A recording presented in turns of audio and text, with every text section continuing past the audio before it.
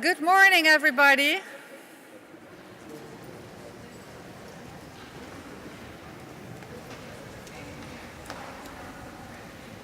Welcome to The Hague and welcome to the International Humanitarian Studies Association Conference.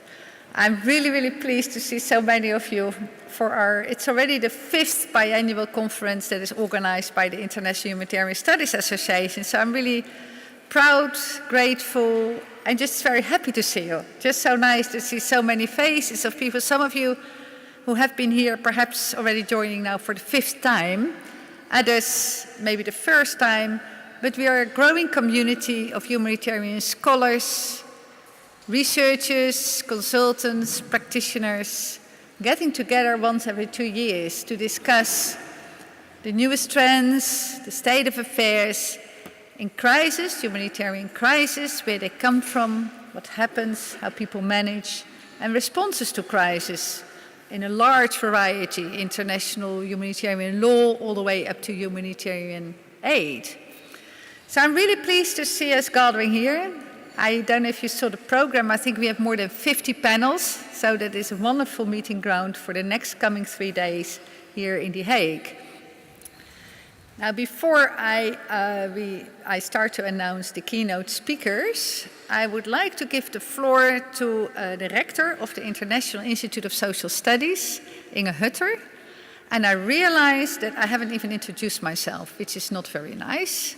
And my name is Dorothea Hilhorst. I'm the active president of the International Humanitarian Studies Association, and I'm also a professor here at the International Institute of Social Studies. And I will sort of guide you through this really exciting opening program. I now give the floor to Inge Hutter.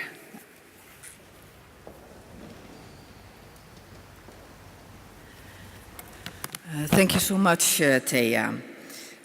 Dear colleagues, students, dear friends, on behalf of the International Institute of Social Studies, which is part of Erasmus University Rotterdam, a very warm welcome to this conference of the International Humanitarian Studies Association on reshaping boundaries in crisis and crisis response. You've come from different places in the world, and you have come to different issues. The city of The Hague, the city of peace and justice. The Hague exists since 1230 already, when Count Floris IV built a castle, the present Binnenhof with Ridderzaal that houses the National Parliament. It's just 2 minutes away from here. You've come to this beautiful Kloosterkerk in the middle of the city at the Lange Voorhout, formerly a monastery, and since the late Middle Ages, and a church since the 17th century. This church and its immediate surroundings has a lot of history, as you might discover in the coming days. As related to science, which might be interesting, Fahrenheit is buried here in the church. And you have come to the International Institute of Social Studies, which is part of the city of The Hague since 1952, so we have a history of more than 65 years in the city. We were established then as one of the 5 international higher education institutes in the Netherlands with the mandate of capacity building of mid-career students from the global south. And you also have come to, as IHSA is part of Erasmus University Rotterdam, since 2009, to the metropole region The Hague-Rotterdam, where more and more activities, economic, but also educational, take place in collaboration. Erasmus University celebrates this course year its 105 years of existence. Why I give you this background is just to give you a kind of way to situate yourself in the place and in time during these 3 days of conference in The Hague in ISS. The conference sessions will be held at ISS itself, also a few minutes away from here. ISS is proud to house the International Humanitarian Studies Association and to host this conference. And I feel you have come at a moment at the ISS community. And why is that? First of all, Almost all our staff have finished the summer holidays and are completely fresh to start a new course year next week. And it's great to have the conference just in a week before. That really gives a good feeling to work on academics before really starting the course year. Also, the group of the new MA students, and this year we have 173, are slowly coming in this week. So I'm quite sure that you will see them arriving. And it's always such a nice period, seeing groups of students coming in, their suitcases rolling in the street, still feeling a bit strange, with lots of luggage and lots of hope, I guess, for the new study they will start. The MA students of last year batch, our MA lasts for 50 months, are busy working on their research paper. They sometimes do that here in The Hague and sometimes in their own country. If they're in The Hague, they will be in the library. You will meet them there. And of course, you will meet also the members of our PhD community, of our academic and our support staff. Besides education, IHSS conducts a research program that's entitled Global Development and Social Justice. And joint research themes are migration and diversity, social protection and inequality, conflict and peace, environment and climate change. So also contents-wise and research-wise, your conference on reshaping boundaries in crisis and crisis response fits very well within IHSS. All in all, and all this just said, I hope there's enough for you to make you feel at home at IHSS in the coming days. Again, a very warm welcome to all of you, and I wish you all a very good conference. Thank you very much.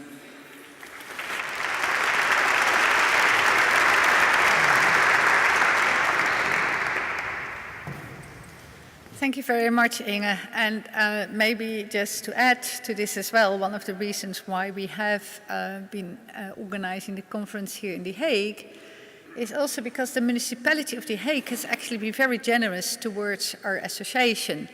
So the municipality, of course, The Hague is this, some people say the global capital of peace and justice, housing the Peace Palace, the ICC, the International Court, Criminal Court and others. So for the municipality it was also very interesting that our association was based here in The Hague, and they have generously given us a subsidy to make the association slightly more professional and more than just a series of conferences. So that is one of the reasons why we can now enjoy the conference here in The Hague. So I just wanted to add that. Now we have a few minutes before Minister Sigrid Kaag arrives. So I think the best way to, what I can do with you now is to talk you through the opening session that we have. And then later the program will evolve. So our minister, Sigrid Kaag, she's the Minister of Foreign Trade and Development Cooperation. And she will come and speak with us about this very new resolution that was drawn within the Security Council, and that for the first time in history clearly addresses the problem of food starvation as a weapon of war. And it condemns the use of starvation as a weapon of war, and it gives openings to take political action for the first time. And it's really unique in history, because using starvation as a weapon of war is probably as old as history, but has never been fully addressed. So I'm really pleased that our minister will talk about this resolution, also the relevance of it, what difference will it make. But we also have a very distinguished guest here, and that is Alex Duvall. And Alex is with Tufts University, and he has been, I think, actually instrumental in raising awareness about the importance of the issue of starvation as a weapon of war, and is perhaps one of the inspirators of why this resolution was able and was possible in the first place. And I know, for instance, that especially our Ministry of Foreign Affairs was very much inspired by your visit earlier this year, and that was one of the reasons why they pushed so hard for this resolution to happen. So I'm really glad that Alex is also here. And because Minister Sigrid Kaag, she will come and then have to go very quickly. She will only be here for maybe 25 minutes. She will also not have time to take questions. So when she leaves, Alex Duvall will take over. He will give a few comments as well about the resolution, give a few of his observations, and then if people have some questions, we can raise them with Alex, who knows, everything about the whole issue. Then our second keynote speaker, or the third, you might actually better say, is David Keane. I think everybody here knows David Keane, or at least knows his books, because they have been with humanitarian studies practically from the beginning. David Keane is professor of conflict studies at the London School of Economics. And I think I know you, David, from your earlier work when it was all about the Horn of Africa starting, and then the political economy of war. But now you have also engaged in the European politics with refugees based partly on research in Calais. So we just had a wonderful conversation. I've also recently gone to Calais to see how the French government deals with people who are on the move from Calais and try to find refuge somewhere in Europe. So that is going to be the keynote of David Keane. And then wonderfully we will have Khaled Mansour, and he is going to talk with us about a very exciting new initiative, which is United Against Inhumanity, which is an initiative that has been growing over the last year with workshops and starting seminal meetings all over the world, and really with this aim to create this worldwide movement. I think we have the minister here. Welcome. So without further ado, I'm really pleased to introduce to you our minister, Sigrid Kaag. You may know her. She has a long record working for the United Nations, was amongst others heading the mission that was able to resolve the issue of to remove chemical weapons from Syria in 2013, and is now our Minister of Foreign Trade and Development Cooperation. Minister, the floor is ready for you.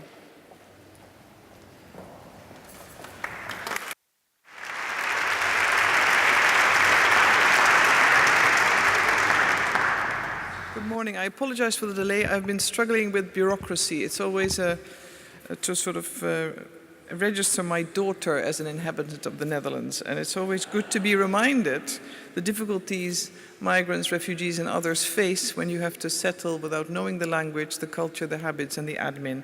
My hat off to all those who are on the move with and without papers. Anyway, today is a very important subject, and I'm delighted to be here, and I see familiar faces in the audience. The topic itself is very dear to me for reasons of engagement, involvement, but also just, I think for all of us, the central importance. Because whilst we know that we've made so much progress in so many areas, if you look at the then MDGs, Millennium Development Goals, now progress on the SDGs, there is one area where we fail and see falling or rising numbers and a collective failure, and it is conflict and hunger, but also the way conflict uses hunger, be it rape, all the other instruments, all violations of international law, international humanitarian law, and international human rights law. So I'm delighted and feel very privileged that I can speak to you on this theme today. We know that after a steady fall in the number of people suffering, for instance, from malnutrition and food insecurity, we are witnessing, as I just mentioned, a very dangerous trend. Warring groups destroy crops, burn down marketplaces. Military actors in many parts of the world block humanitarian access and assistance from reaching those who need it the most.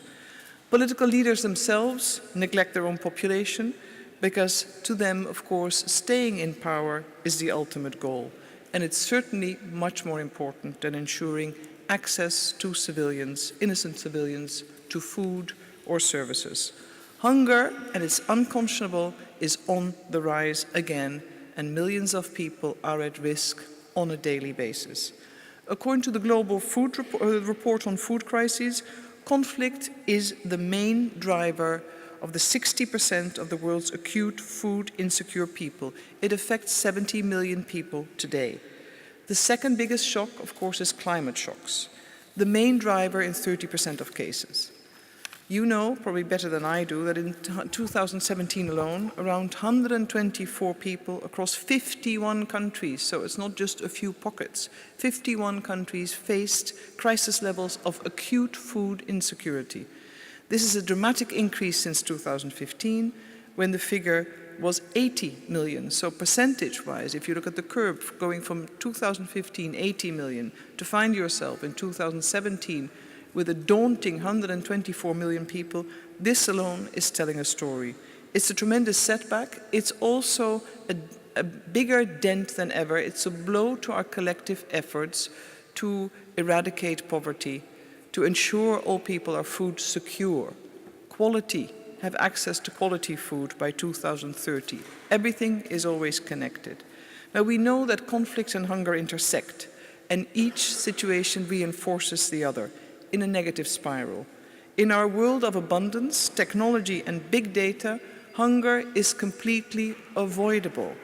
While most famines have many underlying causes, the complexity of conflict and underdevelopment is known to you, but they have one common denominator. Famine is man-made, and certainly in the 21st century. The world's most recent man-made famine was in South Sudan.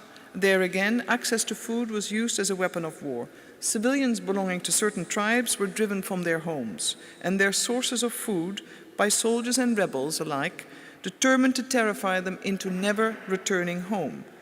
Gunmen burned down markets, stole food, and killed civilians while they tried to actually just collect some of the little food they could find for their families. In Syria, of course, the images of starving children in eastern Ghouta were only the most recent evidence of the regime's use of siege and starvation tactics.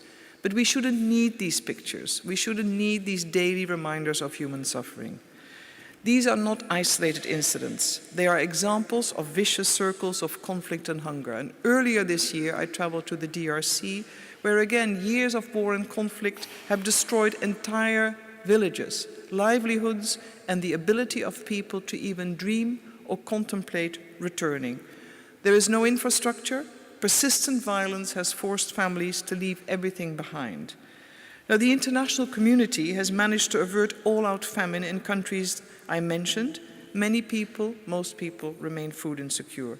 This also then poses risks for future stability, regional stability, but also the ability and coping mechanisms of people to reconstruct and to rebuild and to return. Rising levels of hunger and conflict forces people to seek assistance and refuge outside their home country, often putting pressure on host communities in the region and beyond. As I just mentioned, the sheer fact that this happens in the 21st century, in an age of progress, in an age of algorithms, use of technology, access to technology, is more than shameful. If people are the main cause of food insecurity, particularly in conflict situations, people, politicians, policymakers, all of us should solve the problem. This means that to end hunger and food insecurity, political will remains that asset, that intangible asset that we must all build, cherish, but also value. The political will of governments and warring parties that obstruct humanitarian access and cut people off from the basic necessities that they so desperately need. The political will of the international community, not just the voice of the Security Council, but above all the voice of the Security Council, is there to watch and deter and deflect and act and react to any form of violence, particularly also when it concerns grave violations of human rights. And obviously we'd like to commemorate on this moment as well Kofi Annan, who passed away just a week ago, a little over a week. The Rwandan genocide happened when he was responsible for UN peacekeeping. He was the Undersecretary General for the Department of Peacekeeping Operation. He acknowledged in his tenure as Secretary General, above all, that the international community, and he took himself in that regard as well, and the UN had been too passive in the response. The acknowledgement led, of course, to the establishment and the formulation of the responsibility to protect principle. Some say the responsibility to protect is dead, almost buried. In a number of extreme cases or country situations, such as Yemen and Syria, it certainly seems that way. However, it's not the principles that have failed, as we know. It is the consistent and persistent effort to apply the principles, to adhere to the principles, and to ensure implementation that is failing. It's not the textbook, it is the political will and the coalescing and coalitions around it. So, from my perspective, we have to keep trying, and trying even harder. If it's lack of effort, if it's lack of investment, it's up to us to demonstrate that the responsibility to protect is about so much more than the military intervention. It is about state responsibility and accountability to protect their own civilians, about building national resilience to prevent atrocity crimes and to prevent looming crises from escalating. It's of course also important that the international community, and the Netherlands certainly as an active, able and committed member state, to support national and also locally engineered initiatives to prevent and to stop gross violations of international law. You can think of sanctions, monitoring mechanisms, investigative commissions, supporting local human rights defenders, and the practice, of course, of preventive and consistent diplomacy, quiet diplomacy and diplomacy by advocacy at the right time, to the right venue, with the right people. Now this year, of course, and this brings me to that resolution that we're so proud of, Security Council Resolution 2417, the UN Security Council, after quite some period of engagement, lobbying, diplomacy by the Netherlands and partners, actually demonstrated a change when it comes to conflict and hunger. It was the initiative of the Kingdom of the Netherlands, as a non-permanent member of the Security Council in 2018, that Resolution 2417 was adopted. This resolution unequivocally condemns those who are responsible for starvation and gives the Security Council the tools to respond effectively to the threat of conflict-induced famine and food insecurity in situations of armed conflict. This is new.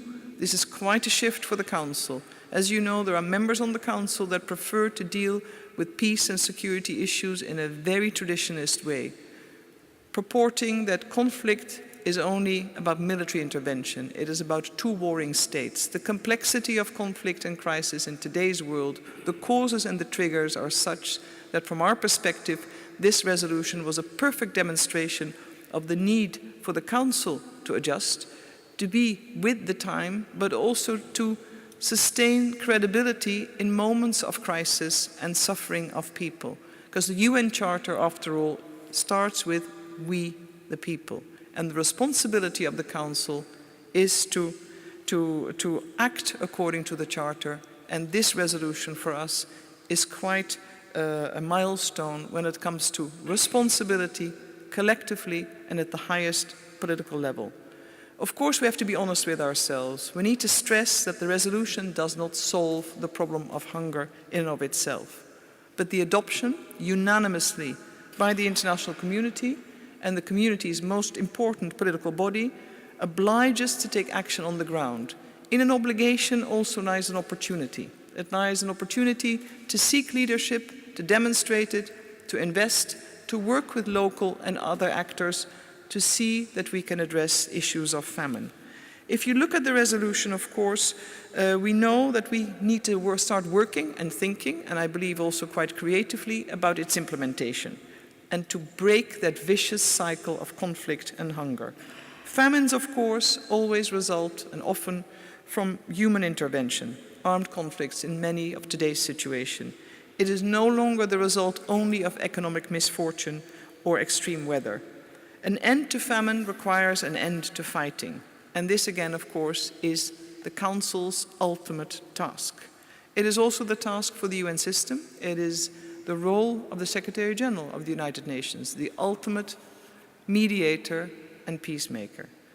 But we opened the door, when we started work on this resolution, we opened the door of the Council to really give way for discussions on topics that traditionally do not get an embrace, as I just mentioned, that some member states certainly feel do not belong on the agenda of the Council. You could argue the same for the impact of climate change.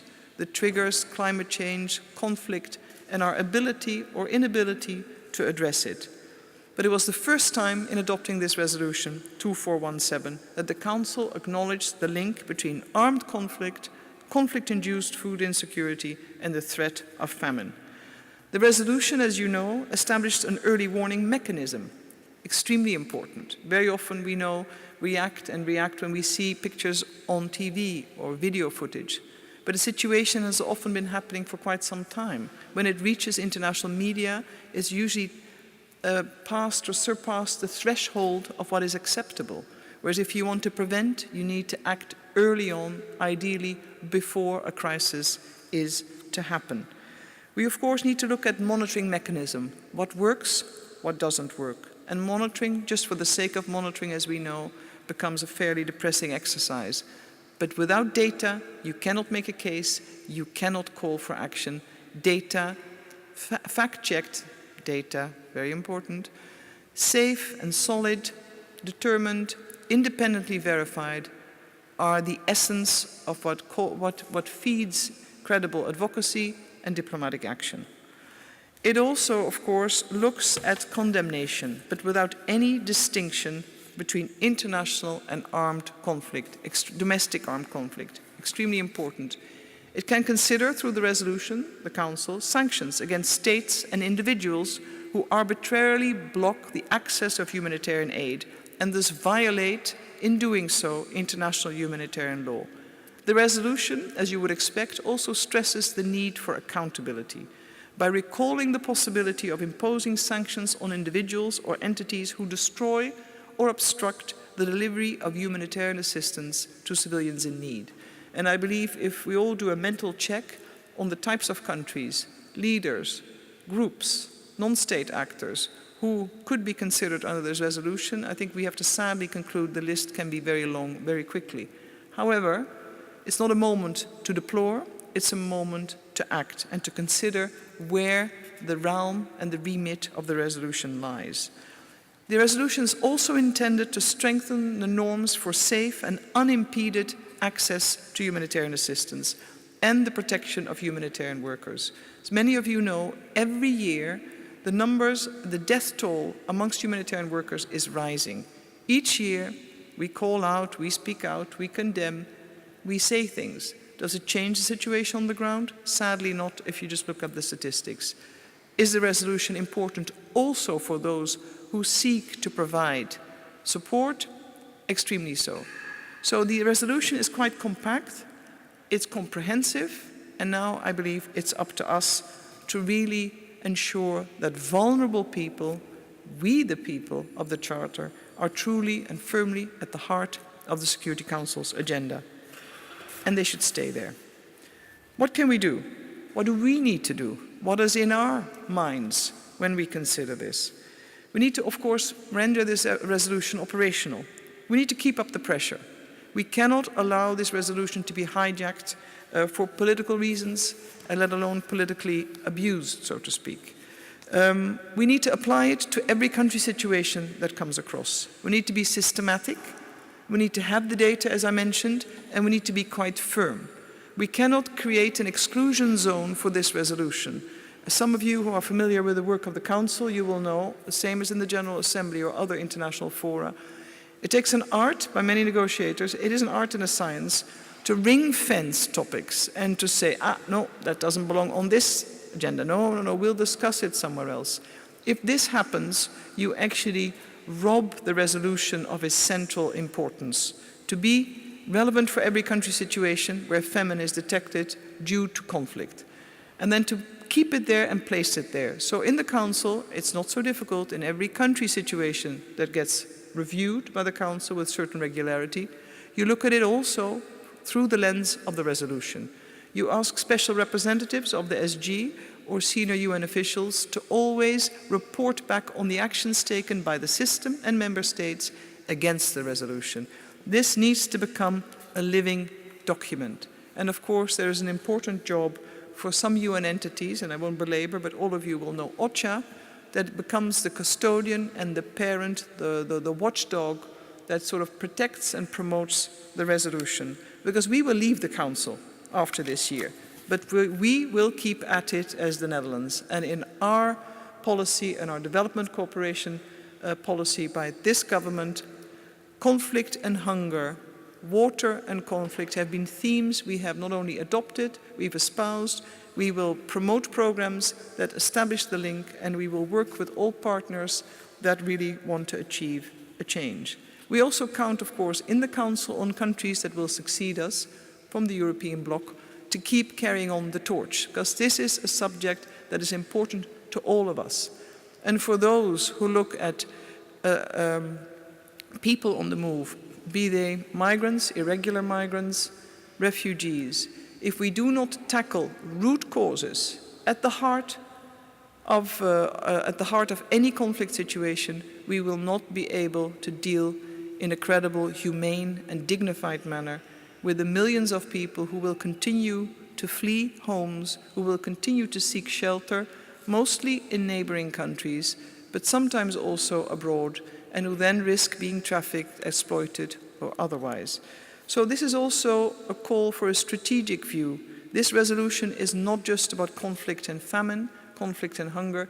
It is about what we want to be as an international community and who we want to be. Of course, on the practical side, we also need to do much more investing in food security where we can. Not just through early recovery interventions, but also long-term investments in safeguarding agricultural-based livelihoods and securing the means to produce food, different types of food, even during conflict. Last but not least, we will invest in establishing innovative partnerships to achieve sustainable peace. To leave no one behind is truly our effort to achieve the 2030 agenda. And SDG 16 is as important as SDG number 1. The 17, to my mind, the 17 Sustainable Development Goals are intrinsically linked. You can always focus on a few, but you need to look at the collective and the interconnectedness. Now for us, of course, also SDG 2, zero hunger, is critical, particularly in countries and territories already affected by protracted crises. We'll work with the bank, the World Bank, but also other partners, private sector representatives, knowledge institutes, the International Institute for Social Studies, who knows? There are many ways that knowledge, talent, ability, investment, ultimately it's all people-driven. Technology is an enabler, but it's not the deciding factor. So ultimately, we will look together with you, through your studies, your knowledge, and your commitment, to seek compliance with international humanitarian law and also seek accountability for violations. Justice is the end, the beginning and the end of the story when we look at broken societies, conflict-affected societies. The practical tools and means, political will, but justice is extremely important for those who've endured too much. Now, last but not least, and I will truly close here, we condemn, of course, in the resolution, the use of starvation as a method of warfare. This, and I would like to recall when we speak of justice, is a very important legal development. But we need to provide for the national legislation to ensure the right follow-up. We need to build that legal framework to enforce states' obligation to respect, protect, and fulfill the right to be free from hunger. Dutch Parliament, I'm very proud to confirm, has adopted a law that criminalized the blockage of humanitarian aid with the aim of starving civilian populations. But this is the start of the journey of compliance and accountability. Much needs to happen, sadly, but more can be done and will be done.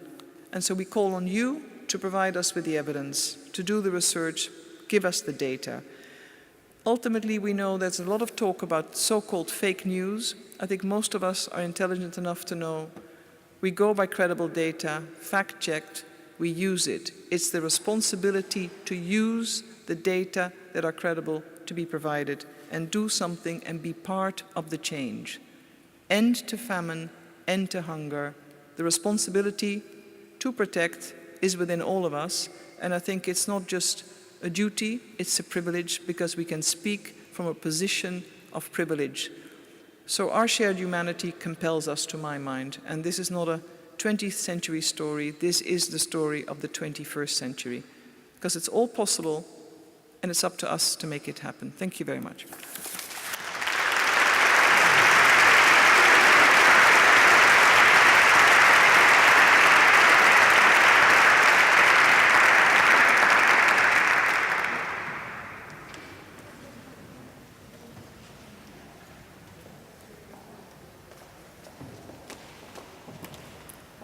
Well, it was a wonderful speech. Thank you very much, Minister Kaag. On her way out, she has important things to attend to. So without ado, and with the words of Minister Kaag fresh in our mind, I really like to invite Alex to give us some more observations about this landmark resolution and perhaps take a few questions as well from you about this development. Thank you. Welcome, Alex. Thank you, Ter. It's a pleasure to be back here at the IHSA for however many times. I remember meeting in a church here in the Netherlands when we were inaugurated. So 2040, I want to talk a little bit about 2417, which is a remarkable achievement, and as the Minister was saying, the beginning rather than the culmination. It is all the things that the Minister said. It's a condemnation of the acts that create starvation and that obstruct humanitarian action. And it is potentially, if we are to make it so, a rallying cry for making the humanitarian imperative truly imperative, something that overrules the other security imperatives that tend to get in its way. I want to just say one or two things quite briefly, and then maybe we could take a couple of questions. One is that it's interesting because it crystallizes the fact that there is a consensus on this issue at a fairly high international level, and a stronger consensus than one would have anticipated a few years ago. As some of you may know, I published earlier this year a book on the history of famine called Mass Starvation. And in the legal section on that book, which I was researching a couple of years ago, I was relatively pessimistic about the capacity, the relevance, the strength of international humanitarian law, international criminal law at outlawing starvation. In fact, I think that I was unduly pessimistic. I think once the conversation began over the last 12 months about the nature of that law, the lawyers came to the consensus that actually it was quite a lot stronger than they thought. The relevant provisions of the law concerning starvation and blocking blocking humanitarian action was something of a backwater in international criminal law in particular. And the moment this backwater was connected to the main currents which had been moving on, I think the lawyers realized that it was a lot stronger. And tomorrow in the morning, I have a session where we'll be discussing this, and then in the afternoon, a stakeholder round table in which we will be discussing with those of you who are interested how we can actually take forward this agenda in a more practical way. It's also interesting because this is not an auspicious time for international law and international norms. Those of us who believe in these things are very much, on the defensive. We are seeing what we believe in being eroded. But also one of the things that I found interesting in doing the rounds of a number of national capitals is the extent to which this is an issue on which there is a consensus right across the political spectrum. This is not a topic on which there is the element of pushback that we find elsewhere. Even in the current administration in Washington, D.C., this is an issue on which they appear to be ready to sign their names and say, yes, we believe in it. Let me speak a little bit about some of the challenges. One is a challenge that outlawing the starvation of civilians in wartime is only part of the agenda.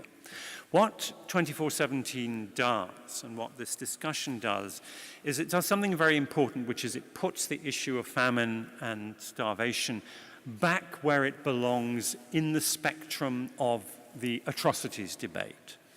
It had been separated from that for far too long. Not all, but in focusing on starvation being perpetrated as an act of war and obstruction of humanitarian assistance as a war crime, it doesn't shine a light onto many of the other broader issues that contribute to famine, which may not be criminalized in quite the same way. There is, as I said, a spectrum. And the question arises in a case such as Yemen, where clearly there are starvation crimes being perpetrated by all sides, most particularly by the Saudi Emirati-led coalition. But also one of the key drivers in the vulnerability of millions of Yemenis to famine is the degradation of the economy, is acts taken to dismantle or obstruct key sectors of the Yemeni economy. Now, whether those are criminal or not is a lot more controversial. Most likely they're not. But nonetheless, we need to find the right way of incorporating the reckless political and economic acts that can contribute to or directly cause famine within this broader framework. There's a challenge of reckoning with the past as well. It was interesting in the debates, the debates in the corridors leading up to the adoption of 2417, where the objections came from and why those objections were raised.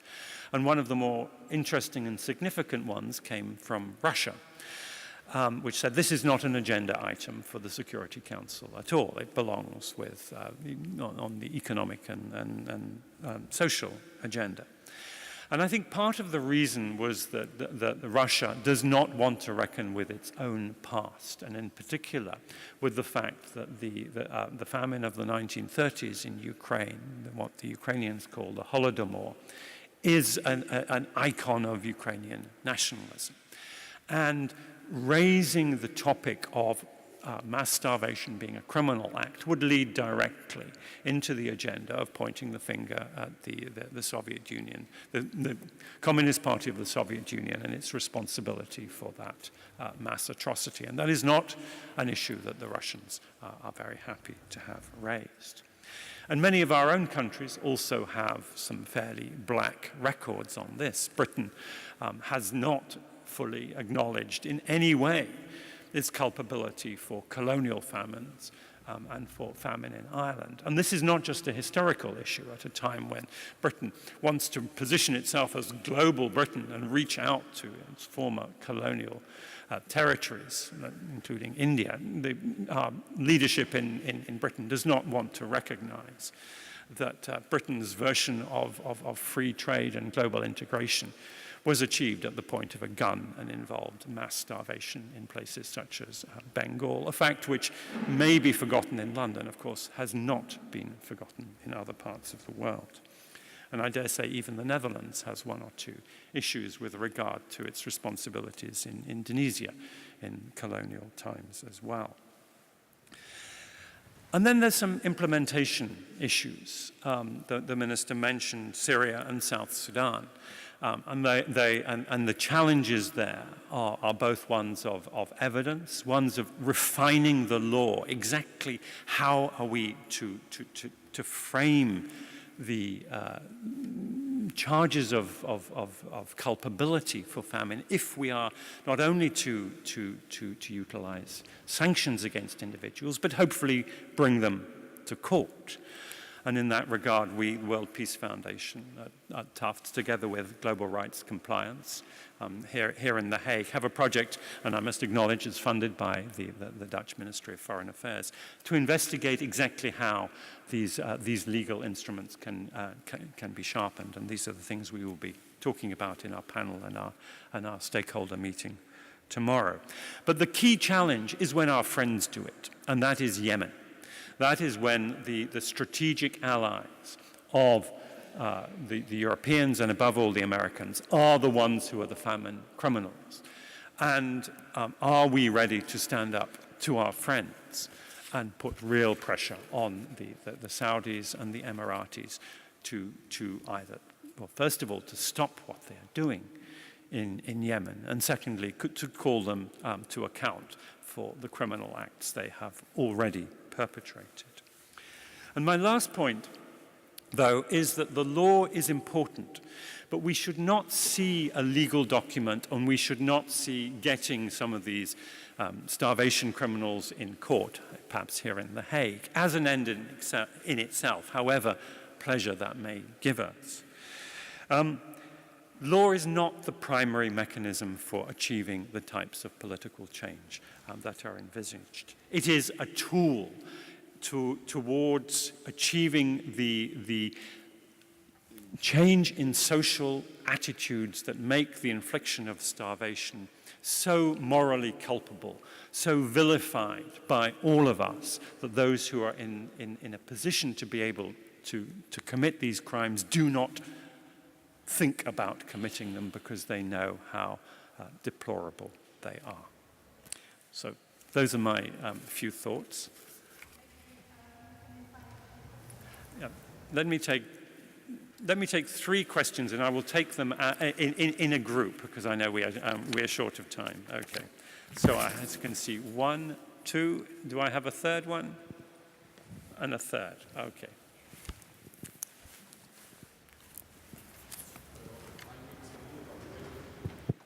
I am an NGO activist and an academia in Jordan. This morning is revolving around 2417 resolution. We all remember in history how starvation was an action that everybody practiced in war, even during the Crusades and even in the Second World War in Leningrad.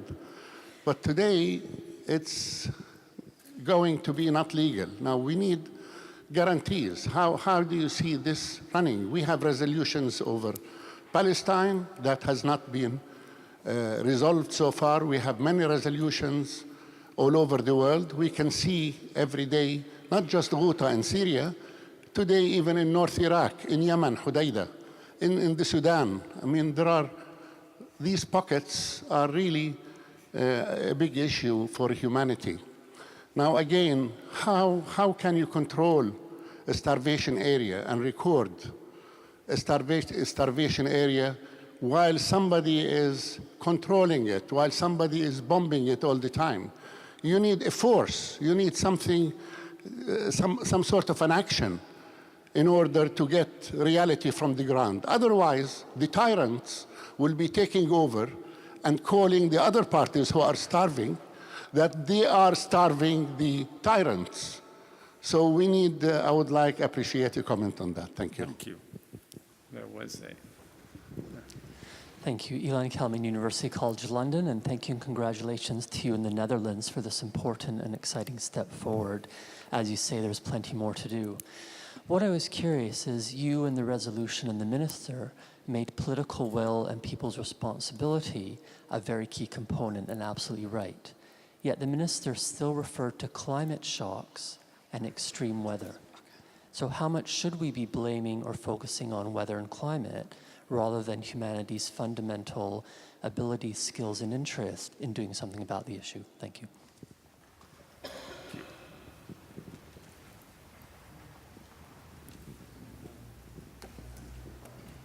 Good morning, Patrick Foley. The minister suggested the notion that the responsibility to protect was dying a slow death. I'm curious what you see or what the resolution community sees as the implications between the resolution and the future of responsibility to protect. Okay. Actually, there was, did I see one other hand shoot up at the back there? Okay. Okay, but there's one other. Let me take one fourth one in the middle there. This gentleman, yes.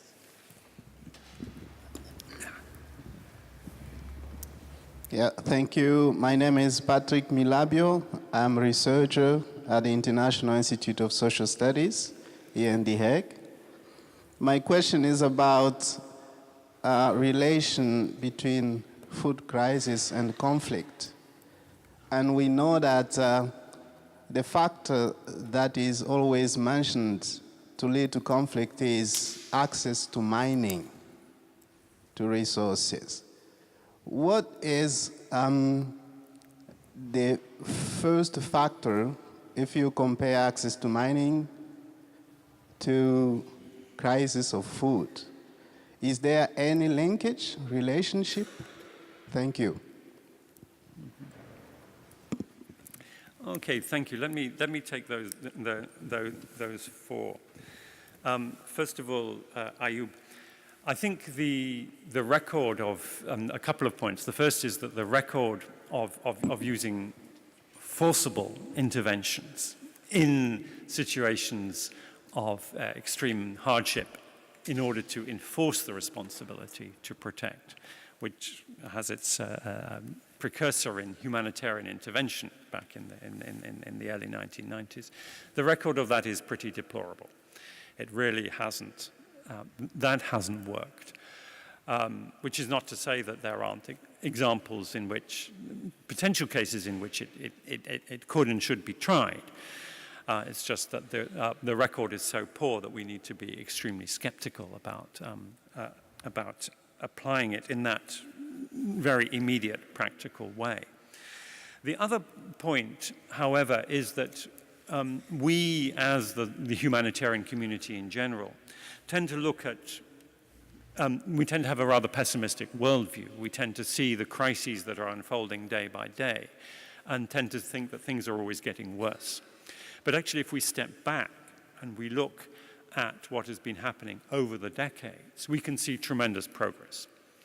Now, that progress has gone into reverse in the last few years, but we are not back to where we were in earlier decades, certainly nowhere near where we were in the first half of the 20th century in terms of the numbers of people facing starvation and humanitarian crises of various kinds. So there's been enormous progress, and I think one of the things that we should collectively think about doing is recognizing the successes and the progress that was achieved by the liberal multilateral world order, the rule-based world order, and trumpeting those successes and hanging on to them, because they are the things that over time rolled back the types of horrors that we are beginning to see resurgent now. So actually we know we have the framework for dealing with these things, but we just seem, particularly in the Middle East, very reluctant to apply it. Climate shocks. There is the relationship between politics and climate change and natural disaster is one that is complex and convoluted and entangled. But I think, if I were challenged to condense it into a couple of lines, I would say that the adversities, the hardships, the calamities that will be caused by climate change, which is now upon us, have the potential to cause hardship and hunger. But where that hardship and hunger falls, upon whom it falls, and what the implications of that are, is entirely a political decision. There is no inevitability. Even under the pessimistic scenarios for climate change, there is more than enough capability for growing enough food in a sustainable way and allocating it for a world population that is considerably larger than the one we have now. If we decide that that certain communities in the world will be victims of climate change because we want to preserve something for ourselves, that is a political decision. It is not an inevitable outcome of climate change. And I think we need to look carefully at those linkages.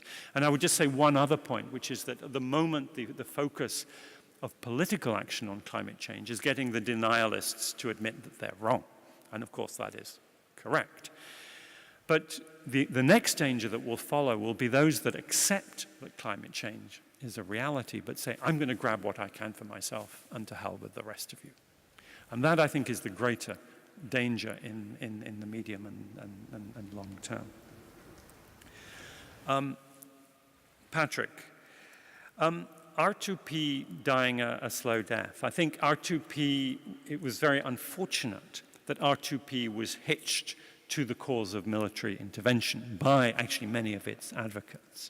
R2P, I mean, as the minister mentioned, a lot of the stimulus for R2P came out of the early 1990s, and particularly Rwanda.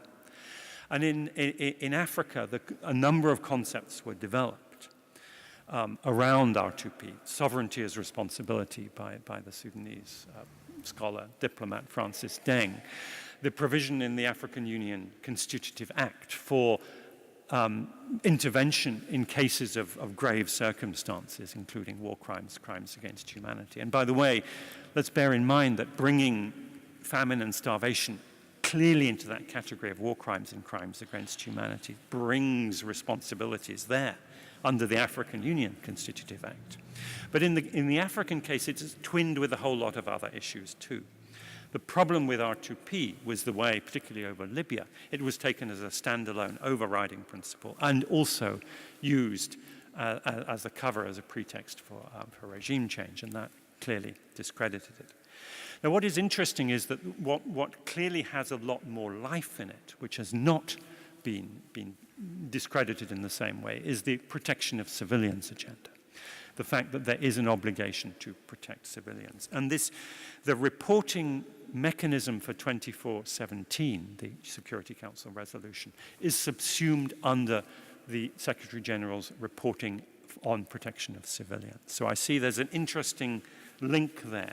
Now, exactly how that is to be utilized is still up for discussion, and this is one of the things that we will be exploring. And lastly, Patrick, food crisis and conflict. There's a strong historical link between high food prices and food scarcities and political crisis, going back to the French Revolution and so on.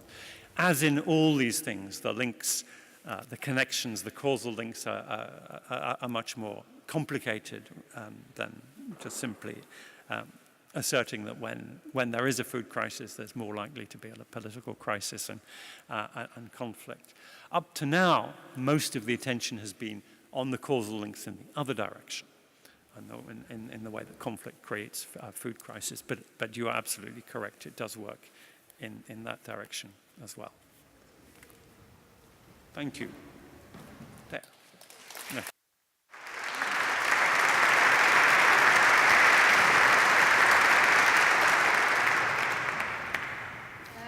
Thank you very much, Alex, and thanks for mentioning as well the special events that you're organizing tomorrow.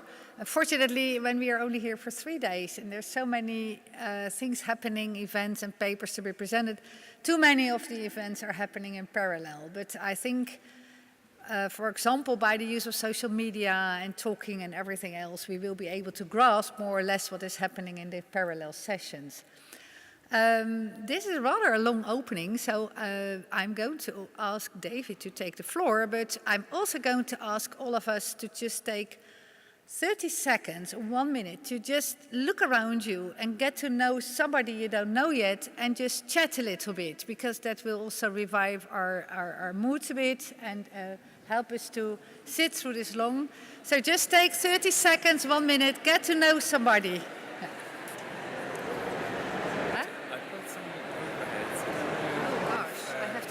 I've put the set up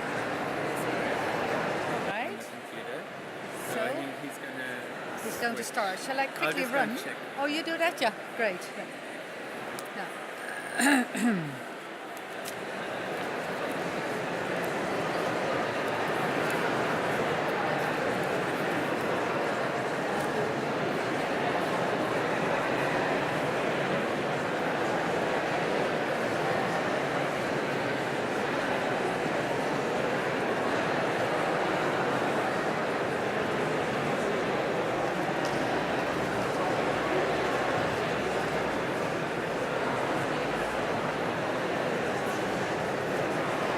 No, that worked actually nice that we had this little break.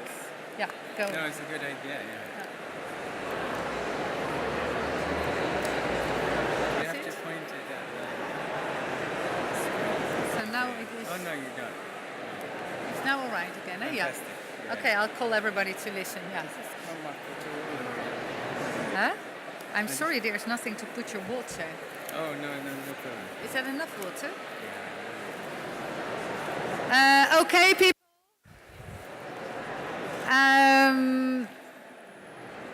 Shall we resume? And then it is indeed my great pleasure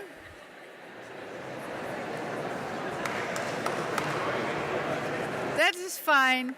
But I just keep talking and then it will die down a bit. It is my great pleasure to introduce again Professor David Keane from the London School of Economics. And I'm really looking forward to his speech. I was at the London School of Economics for a few months teaching, so we had the opportunity to have some nice chats over coffee about the ongoing and evolving work of David. And we thought, wow, this is just too interesting. We have to share this with the community of the International Humanitarian Studies Association. So David, please take the floor. Okay, Yeah. thank you very much. Well, thank you very much to Thea especially. I'm very pleased to have a chance to talk. I was going to talk about the so-called jungle camp at Calais as a sort of a starting point, at least. I was there in the summer of 2016, and I was actually sitting down with some Syrians who very kindly offered me some dinner. And suddenly everybody lifted their feet onto this sort of low makeshift table where we were eating. And I thought it was some kind of strange Syrian ritual that I hadn't heard of. But it turned out it was a large rat that was circling the table. And this was a kind of, in a way, a new ritual that people had evolved to cope with the conditions.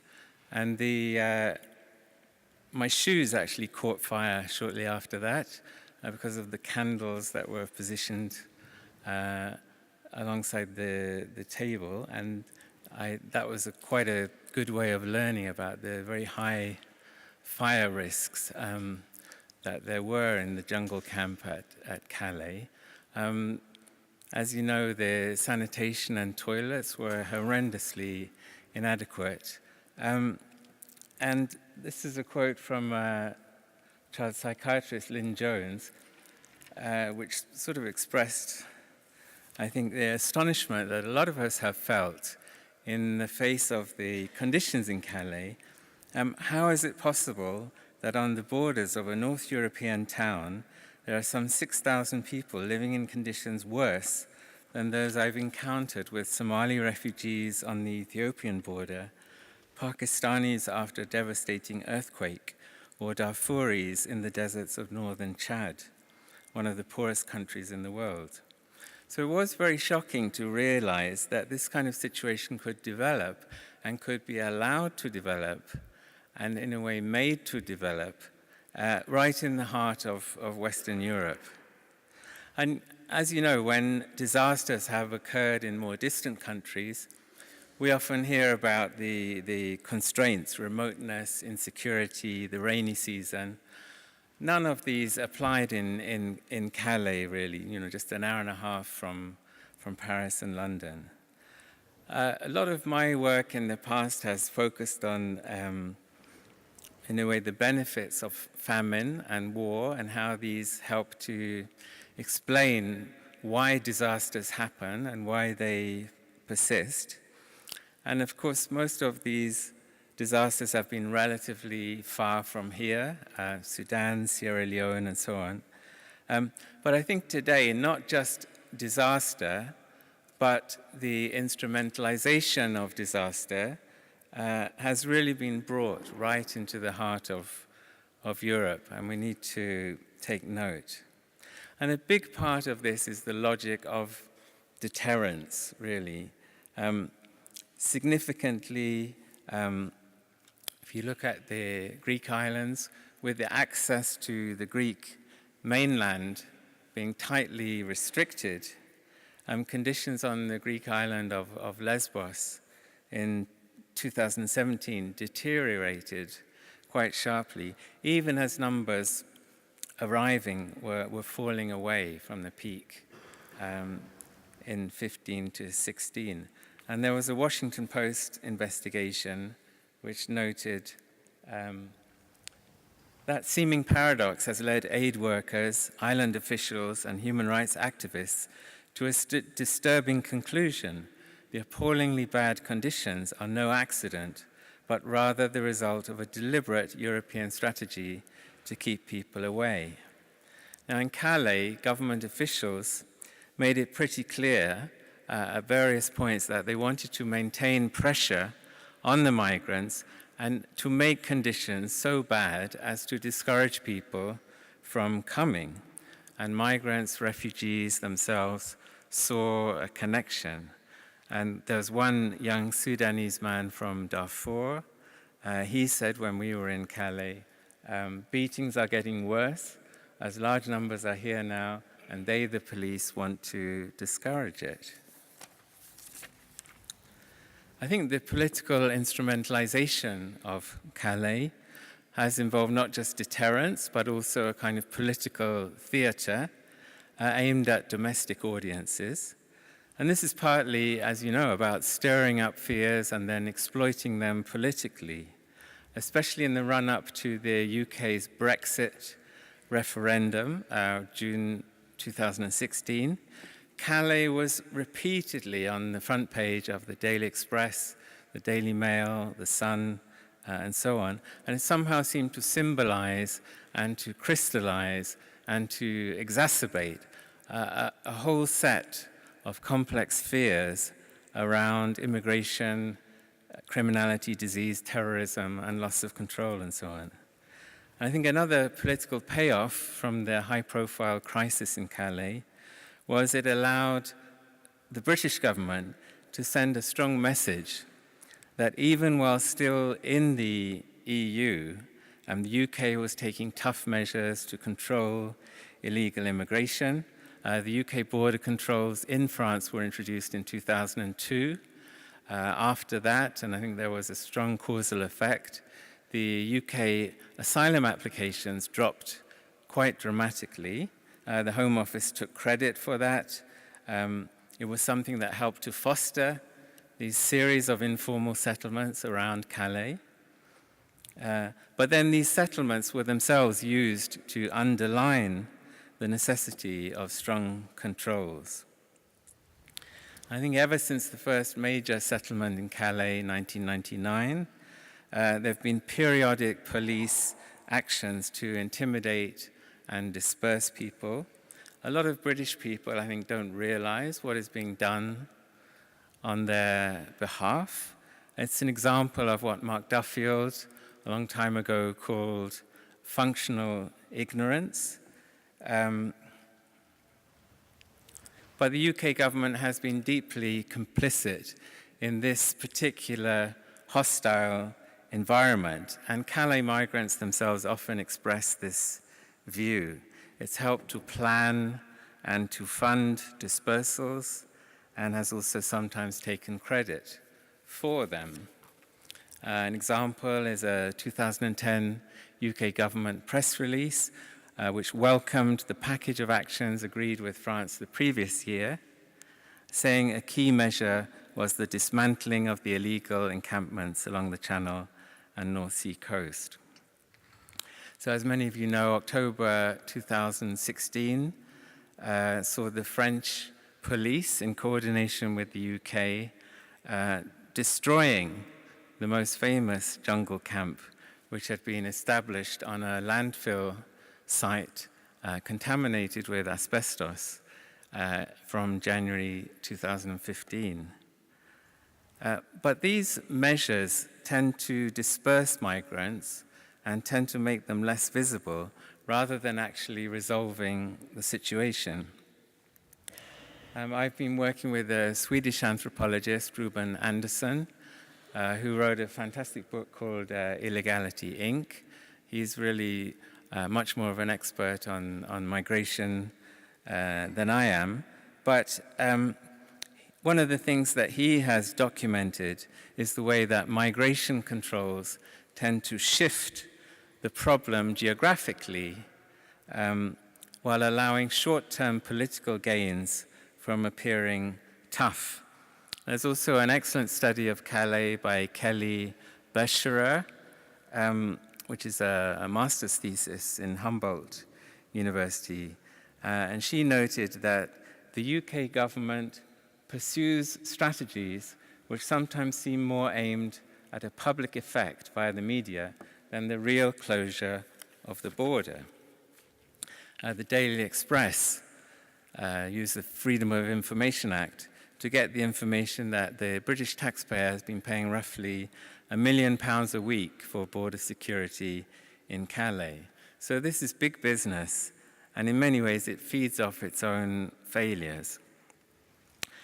Kelly Bescherer, again, on border fortification at Calais, she said, the British and French governments and the border security industry seem to be aware that this has the effect of simply pushing migrants further back along the highway or to other points of passage along the coast, so that fortifying the border in Calais actually causes the border to proliferate, like cutting off a hydra, only to have several more spring up in its place. And this kind of hydra analogy is one that I've certainly used when trying to understand the war on terror. I know other people have as well. And I think it's interesting that these anti-terror interventions, so-called, have also tended to have this quality of reproducing the problem and pushing it around geographically, but sometimes succeeding politically in the short term, and to a degree perhaps succeeding in keeping terrorism concentrated in countries far from the West. So there's a particular distribution of risk around some of these failing but succeeding systems, which I think we need to understand. In Calais, the violence of the French police has been very well documented, for example, by the Refugee Rights Data Project, by Human Rights Watch, and by others. One of the volunteers told us everyone has had experience of tear gas or rubber bullets. The head injuries from rubber bullets were terrible. There's a very detailed report from Calais Migrants Solidarity. This is back in 2011. Because of the repeated arrests and fear of being arrested, some migrants become very anxious and depressed and even malnourished. All they can do is stay hidden for as long as possible, too scared to go and get food or water. The police rarely give reasons for their arrests. They appear to believe they have the right to arrest anyone at any time without needing to explain the legal basis for their actions. And this NGO, which may not be well known to you, and I think this is one of the problems that Thea and I were talking about earlier when she pointed out that because a lot of the very established aid agencies have not been in Calais, this can impact on advocacy, because you start quoting Calais Migrant Solidarity, people sometimes say, well, who are these people? And are they Marxists? Are they leftists? And so on. And this is a problem. But they also have, very meticulously documented things like repeated resort to sleep deprivation in Calais, which is a well-known aspect of torture, attacks on religious symbols like Qurans and Bibles, and Nicholas Cotterill, one of the many young people who are doing fascinating work on Calais, draws on Chris Dolan's work on Uganda and says that this is a kind of social torture in Calais that's been taking place. But there have been positive aspects as well. And one of them, I think, is this kind of surge of voluntary humanitarianism.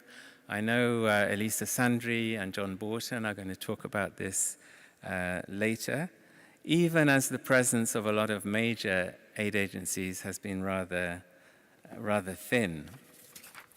And another positive aspect that was quite surprising, at least to me, in Calais, was the sense of community, the sense of helping each other, which may be even fostered to some extent by the relative scarcity of official involvement.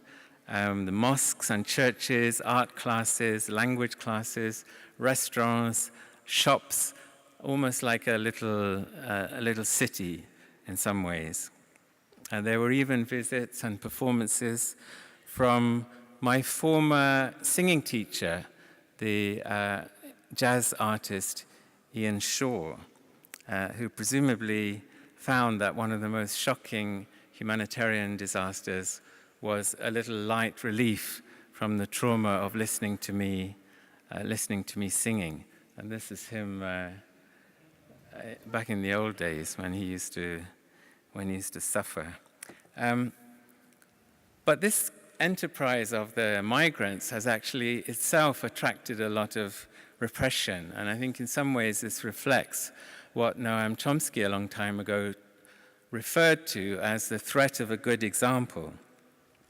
And when we were at the camp, there were a lot of large-scale police raids, very sort of militarized appearance and weaponry that the police have, confiscating food and documents and drinks from the restaurants, closing restaurants, and so on. Very disturbing to people in the context where a large part of the camp had recently been destroyed by the police.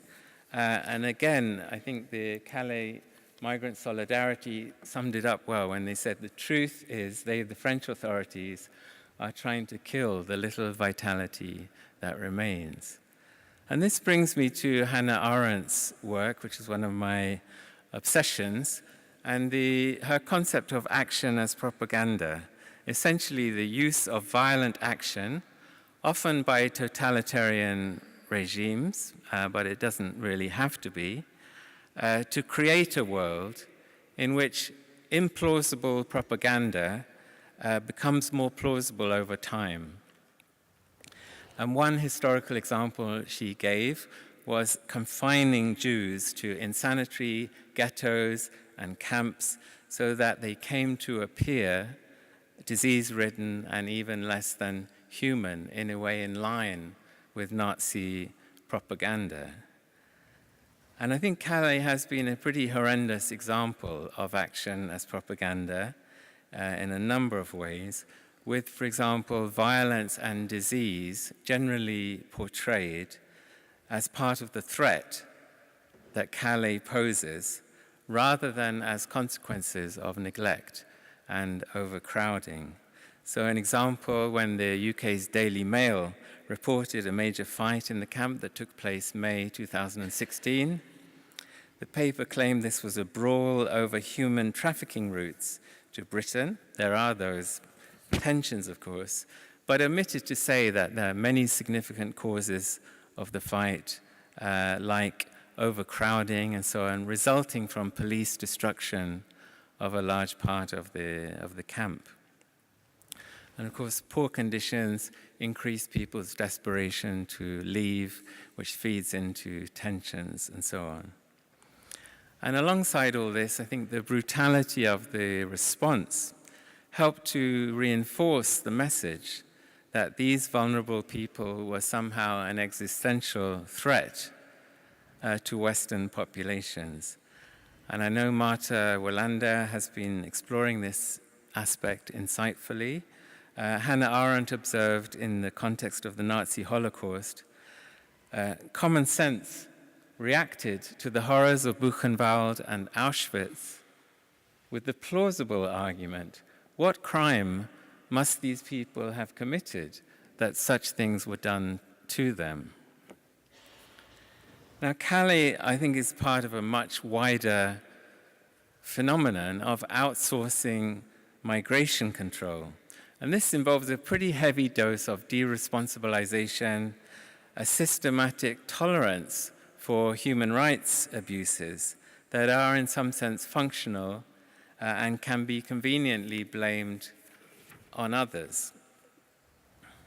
And if this can happen right under the eyes of a relatively free press and two of the world's oldest democracies, we can perhaps imagine what might be possible away from that glare and away from those mechanisms of accountability that still exist. And we have a pretty good idea of what is possible. The hazards of outsourcing are very extreme, and I think the benefits or the attractions of it also are considerable. Beyond Calais, we've seen migrants effectively being left to drown in the Mediterranean when Europe scaled back its rescue operations, notably when the Italian Mare Nostrum mission was ended in late 2014, and search and rescue was confined to the immediate vicinity of the Italian coast. The UK's Minister of State for the Foreign Office commented unhelpfully, "We do not support planned search and rescue operations in the Mediterranean. We believe they create an unintended pull factor, encouraging more migrants to attempt the dangerous sea crossing and thereby leading to more tragic and unnecessary deaths." Well, these journeys have continued. People have kept coming. I do think the minister's statement amounts to suggesting that people must be left to die so as to deter other people from coming. So disaster has become functional. Cameron, the British Prime Minister, called for more international patrols to turn back boats to Libya. There's a really shocking report from Amnesty. This is a quote: "Italy and other EU member states and institutions have enabled the Libyan Coast Guard to intercept increasing numbers of people at sea and take them back to Libya, where they are placed in detention centers. They have done so by providing the LCG with training, equipment, including boats, and technical and other assistance."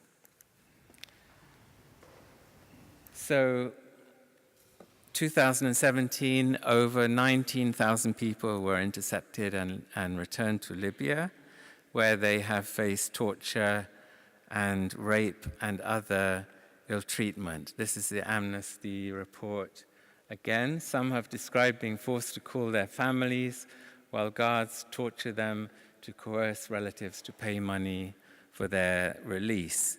Libyan detention centers have been run by militias, which fund themselves in part by exploiting the migrants, as many of you know. But if you manage to get out of these centers, you're likely to be turned back. This was a young man from Darfur we talked to in Calais. I got a boat to Italy and was intercepted by the Libyan government and sent back to Libya. In Libya, I had to pay a $2,000 fine. I didn't have it. I had to work for 6 months to pay it in a place where they just fed us rice and the place was cold. I was sent off to work in construction. In Libya, they say you are black and we are white.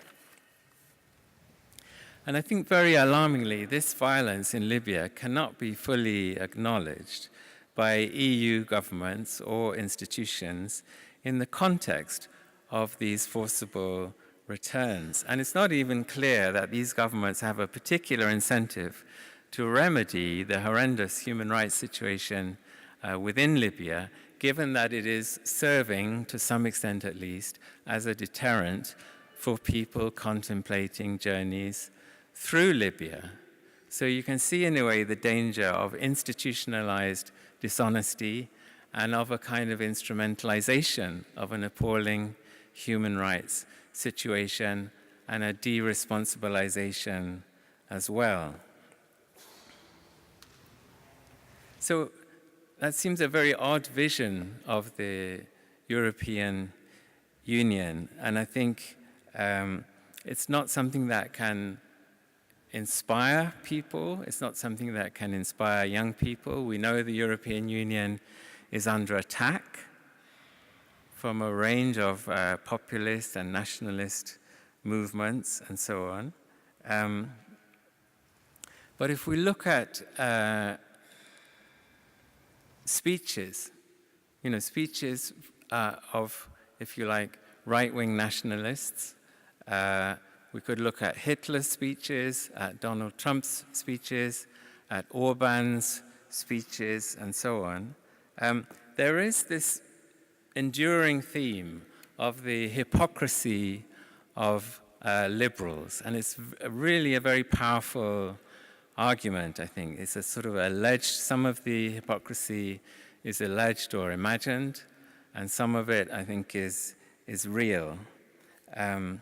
It's this combination of, in a way, lies and magical thinking and self-conscious straight talking that these populists have purveyed. And we need to think about what we are trying to defend when it actually comes under attack. And I think Hannah Arendt is helpful here. She showed that in the 20s and 30s, in a context of mass expulsions in Europe and a corresponding unwillingness to receive these people for the most part, the very phrase human rights became for all concerned, victims, persecutors, and onlookers alike, the evidence of hopeless idealism or fumbling, feeble-minded hypocrisy. And there does seem to be a fashionable idea today that unless we're prepared, in a sense, to become racist and go against our own values and trample on human rights to asylum in particular, then somehow the racists will triumph. But I think racists are always going to be the most articulate in articulating racism. And the point really, and I know I'm preaching to the converted, but this is a certain way of looking at it. The point is to offer something else and not get drawn into a system where we're effectively outsourcing violence. And this is a problem I have, for example, with the book Refuge by Alex Betts and Paul Collier, which seems in a way to pander to nationalist politicians and publics by suggesting that the West cannot possibly be expected to absorb large numbers of refugees, while countries that are near to conflict countries can be expected to absorb huge numbers and can be effectively bought off with international aid and with the prospect of exploiting refugees' labor in special economic zones and so on. And I think we really need a better political analysis than this. I sort of look at interventions, migration interventions, in a context of earlier interventions in the war on communism, the war on terror, as I mentioned, war on drugs. And I think all of these interventions have, in a way, created opportunities for a range of actors to position themselves within these global struggles. And often these are abusive actors looking for impunity and looking for funding of various kinds from offering to confront an evil, and the definition of evil changes from time to time, to confront an evil which they are not necessarily actually fully committed to confronting.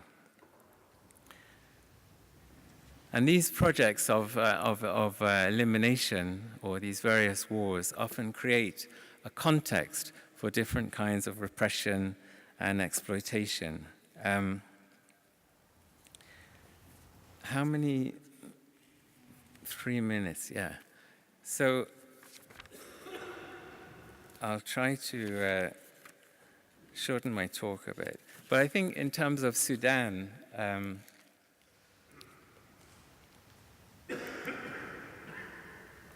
yeah, this is a quote from Suleiman Baldo.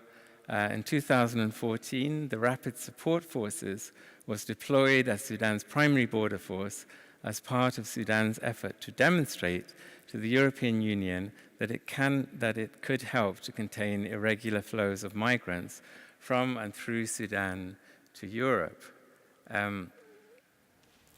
This is disturbing, partly because the Rapid support forces grew out of the Janjaweed militia, which devastated Darfur in what many people regard to be a genocide from 2003. So you can see the danger that a migration control project becomes, in a way of whitewashing these militias who've not lost some of their old agendas, who have very diverse things they're interested in, including economic accumulation and political repression, and so on. And this is an excellent report by Suzanne Jaspers and Margie Buchanan-Smith for ODI. It's coming out around now. Darfuris of ethnic groups suspected of supporting the rebellion face persistent and systematic persecution in the form of harassment, surveillance, and discrimination. These are the main routes of migration to Europe, and IDPs and students are particularly vulnerable. Internally displaced young men have often waited for years for the situation in Sudan to improve, and the deep sense of despair about their future was palpable in many of our discussions. I think it's very disturbing and ironic that as part of this increased effort at migration control from Sudan, some of the worst perpetrators of genocide are in effect being rewarded and legitimized, while many of these people, the majority of these people being intercepted, are actually in some sense victims of those processes. And a lot of people don't realize, again, what is being done in their name. And this is part of the point of outsourcing, that you don't have to realize what's being done in your name. This is a depiction of the murder of Thomas à Becket by knights in the 12th century in England. And famously, Henry II once is said to have uttered the words, "Who will rid me of this troublesome priest?" And some of the knights kind of took up the signal and acted on what appeared to be his word and carried out this murder. But I think we are today, in a way, saying, who will rid us of these troublesome migrants? And then you get a lot of extremely dubious allies, militias, authoritarian governments, who offer themselves as partners in this, what is billed as an international war against crime, an international war against the new demon figure of the people smuggler. And the people smuggler has effectively stepped into a pre-existing template of the international terrorist as somebody that we can all agree to condemn. And then you have, in a way, the drowning migrant in the Mediterranean as somebody that we can all agree is an unfortunate victim. But these, in a sense, become the twin figures, the baddies and the goodies, the perpetrators and the victims, around which a new system of repression is being constructed with a lot of systematic impunity, a lot of exploitation, and a lot of very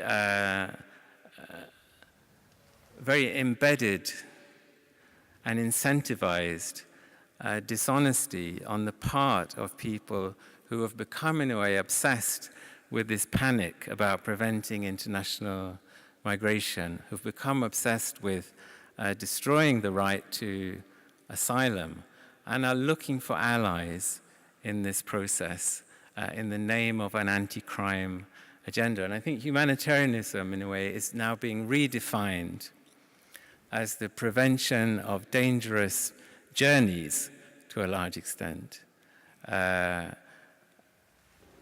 which sets up some very unfortunate incentives, because the more dangerous these journeys become, and this is another form of action as propaganda, the more this propaganda, in a way, can be made to seem to be plausible. And I think, just lastly, the former Australian Prime Minister Abbott made a visit to Sri Lanka in 2013, as some of you know, and he said that he referred to torture by elements of the Sri Lankan security services.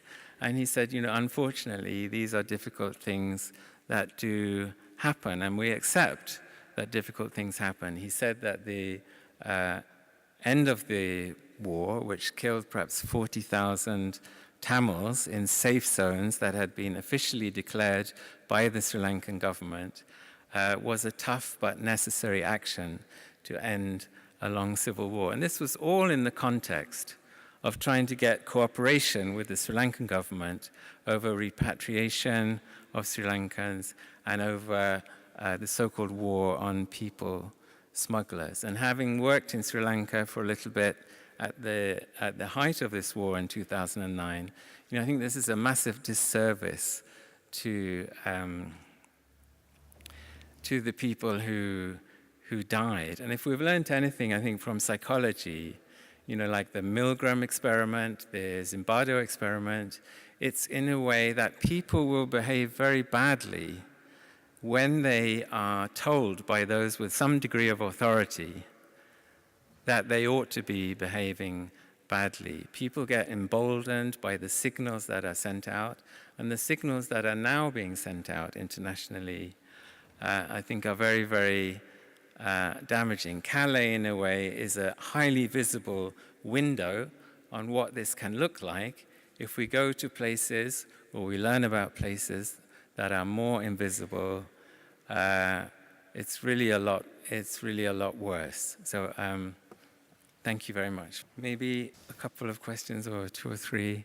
Hello, Ayman Jundi from the charity Syria Relief. You mentioned that there is an increasing tolerance of human rights abuses, and you linked it directly to the ongoing migration crisis. My point is that this probably goes even beyond that, further into the causes of these migration crises, way into, like, for example, I espouse to and sort of I'm quite passionate about, is the way that the entire world has turned a blind eye to the abuses of human rights within Syria, and basically nothing was done to try to, which in a way led to what the previous speaker have said about the death of the responsibility to protect concept. Okay, thank you very much. Is this okay? Yeah, yes. Yes, I'm just linking this to the previous presentation, and I was wondering whether you think that the French government should be held to account for restricting aid to people in Calais? Good question. Thank you very much. I'm François Gruneval from Group Ready. David, so right to the point. As a French, I feel extremely ashamed with what's happening in my own country. The question is, in that mix of movement of population from different causes, we have climate change, refugee, economic causes, and then we are confronted with the fact that in front of us there is one legal status made on pillars. We have the refugees and the Geneva Convention, and then what would be the process to try to reconcile that diversity of causes of migration and the pillar system of the law? Because this is so much used. Okay, we take the refugees, but we don't take the migrant. So we are confronted to that, while at the end of the day, human suffering is at stake. Thank you. Thank you very much. I am interested to know how this crisis is generated artificially by external intervention. For example, in Libyan crisis, why do you go to create an atmosphere to change the regime? Then we are not ready to accept the cascading results. This has happened in Libya. This is happening in Syria. And then we do not do the right things at the right time. We know in the Rwandan genocide, the United Nations peacekeeping force was present there. In the middle of the crisis, they have withdrawn themselves. They're not doing the right things, right kind of intervention. What is the solution? What the international community can do to stop these all big powers in intervening in somebody else's affairs? Those countries are far, far away from their country. There is no border dispute. Thank you so much. Thank you. Ayman, question of Syria. I do agree that tolerance of human rights abuses is not something that is linked only to migration control. I think in a way this is, as it were, the latest obsession, the latest encapsulation of a kind of a collective phobia, which takes different forms over time. And I think in the case of Syria, and I know we've talked about this before, the war on terror, has been quite a damaging phenomenon, both in terms of actually producing the origins of ISIS within Iraq, but also in terms of a degree of impunity that is provided for the Syrian regime, for Iran, and for Russia in terms of the abuses that they have carried out within Syria, very often in the name of an international war on terror, and very often actually with the Assad regime, as you know, Ayman, actually covertly supporting some of the extreme terrorist groups and individuals that it claims to be opposing. So this is part of the, Alex Duvall has talked about the political marketplace, and I think we very rarely find, in a sense, that aid is being absolutely cut off. We very rarely find that violence is being absolutely ended, or that enemies are confronting each other in ways that they claim to be confronting each other. More often, these are very complicated games in which what you actually need to do is to control the flow. You control the flow of aid, the flow of violence, you control the flow of migrants, and you use that control, and you control, in a sense, in Assad's case, the fluctuating strength of the extremist groups, at least to a degree. You use that control overflows as a way of carving out impunity, carving out profits, and so on. And this is, I think, part of the contribution of this idea of the political marketplace. So I do agree with that question and that point. Suzanne, should the French government be held to account for restricting the right to food and other rights in Calais and so on? I think it's very interesting that alongside these initiatives that Alex and others have been talking about in terms of criminalizing the blockage of humanitarian aid, you have this whole other push for actually criminalizing the people who are trying to provide humanitarian aid, even within Europe and the NGOs that are rescuing people in the Mediterranean and so on. I would say perhaps tactically, putting France in the dock at an early stage in the process may not be the wisest, but I would say logically, yes, that should happen.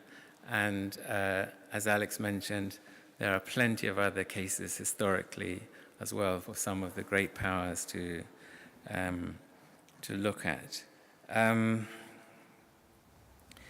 The question of economic migration versus refugees and so on, it's a huge issue. I think that Alex Betts, I mentioned I don't like his book with Paul Collier. I think some of his work on survival migration is quite helpful. The idea that these boundaries in practice are a lot more blurred than we realize.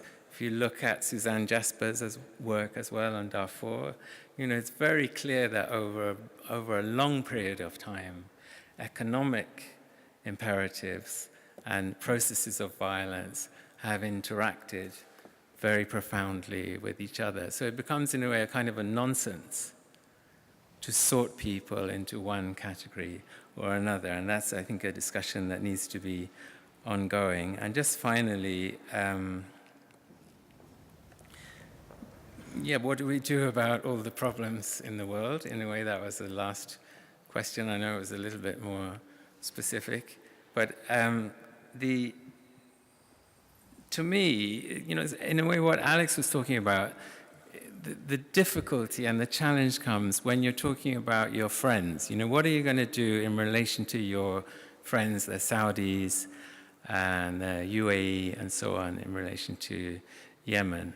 I think, when I sort of look at lots of different complex emergencies and conflicts that I've tried to, in a way, understand, a crucial thing is the signals that are being sent out at an early stage, particularly by the allies of whatever government is in power. And this process of emboldening that takes place, and you could see it very clearly in Sri Lanka, when people who should be criticizing, people who should be telling the truth about official abuses in particular, are actually keeping quiet for a variety of reasons, some of them understandable and some of them very, in a way, self-interested. And I think this fight against illegal migration is giving a big shot in the arm to that dynamic, in a way, of keeping quiet. And to me, it's about the signals, even in terms of the Second World War, the Evian Conference, 1938. Sorry, I'll shut up in a minute. I know you're probably worried. It was a huge signal, in a way, when the Western democracies said to Hitler and Nazi Germany, we are not prepared to take the Jewish people. We don't care about their human rights. You can carry out your own racial politics as you see fit.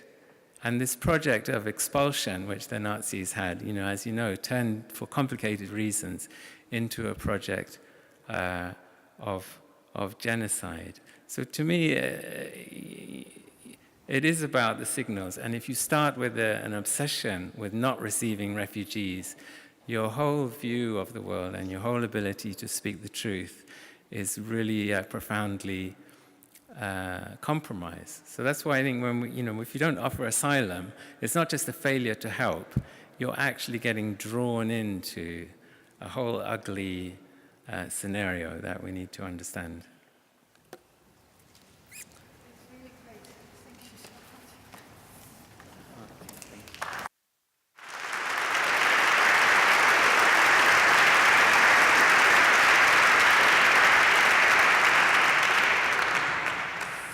Thank you so much, David. I can't think of a better way of opening our conference with the sort of speeches we've already had. And I'm also looking very much forward to sort of the speech that's going to, I think, is going to complement the other two speeches in a tremendously interesting way. And and I'm going to invite Khaled Mansour to come over. Khaled has been a long record. You can easily find him. Probably many of you know him already. Working for the UN and the places, currently teaching at the American University in Cairo, also being engaged as a researcher in the Arab Reform Initiative. And I'm so pleased that you're here, and I'm so pleased that you're going to tell us about a really interesting initiative, which is the initiative against inhumanity. Khaled, the floor is yours.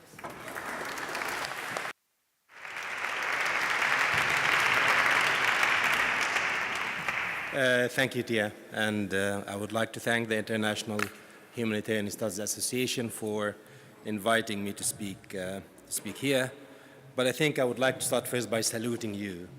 I mean, for an attention deficit disorder person like me, to stay for 2 hours listening and then continue, that's amazing. So thank you. I promise to make this short. I'm not sure about sweet. It's also indeed, as the cliche goes, challenging to speak after certain speakers. We heard from Sigrid, we heard from David and from Alex, which cut my notes down to half. But I think the concern of my friend who wrote to her yesterday seeking her advice was, whoa, what are you, poor boy raised as a Muslim, going to say in a church? Because I told her I'm going to speak at the monastery church. And this is the first time for me to speak as a church. We're actually at a place of worship. Last time was 20 years ago, it was in a mosque. It was in Farsi district near Shindan in western Afghanistan. And I can tell you, even that I'm culturally Muslim, that it was much more challenging. And it was definitely much more austere. You would like to think this is an austere church. That was an austere mosque. We were all sitting on the floor. And the most challenging part is that I couldn't deliver on many of the things that they needed, and I couldn't make promises as others sometimes do that I know I cannot keep. But I'm going to write back to my friend in Germany today, telling her I was comforted coming into the church by finding quotes from the Quran and the Torah on the side here.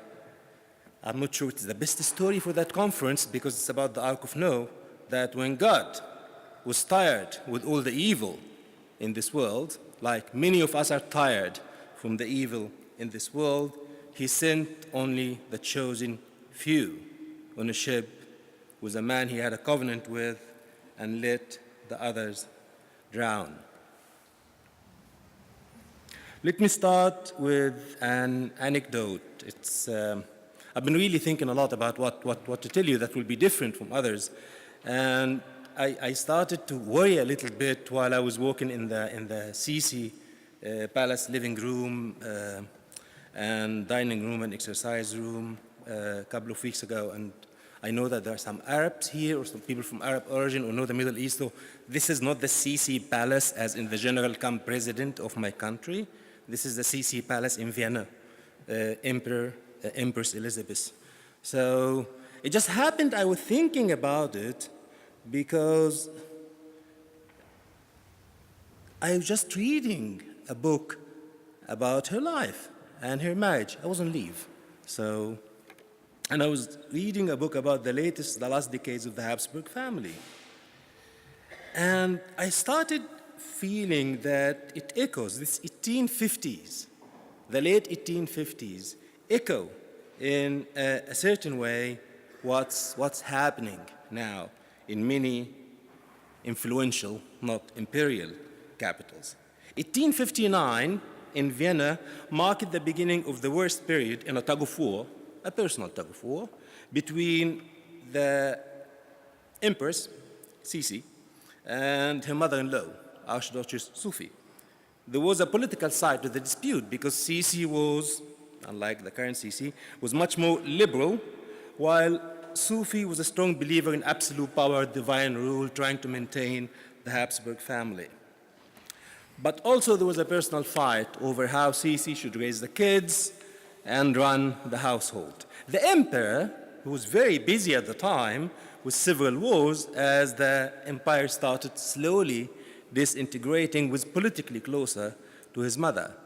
But he was infatuated by his wife, according to the biography I read, and he wrote that a lot in his diaries. There was a humongous amount of correspondence between Emperor Franz Joseph and his wife and his family and his mother.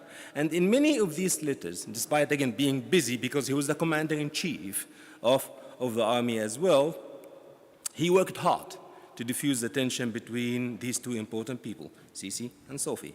And in a couple of these letters, he makes a quick reference to the horrible fate of tens of thousands of his soldiers in his last battle and his worst defeat, in which he lost Lombardy to the Franco-Sardinian armies. This was Solferino. Now, for many in this room, Solferino was a major milestone in modern humanitarianism because Henry Dunant happened to be passing by, and he saw the tragic fate of the helpless 40,000 or so injured soldiers and the decomposing bodies of another maybe 40,000. This is the battle that got one or two lines in one of the maybe 20 letters he sent from Lombardy at the time. One thing led to another, and we ended up with the laws of war and the ICRC.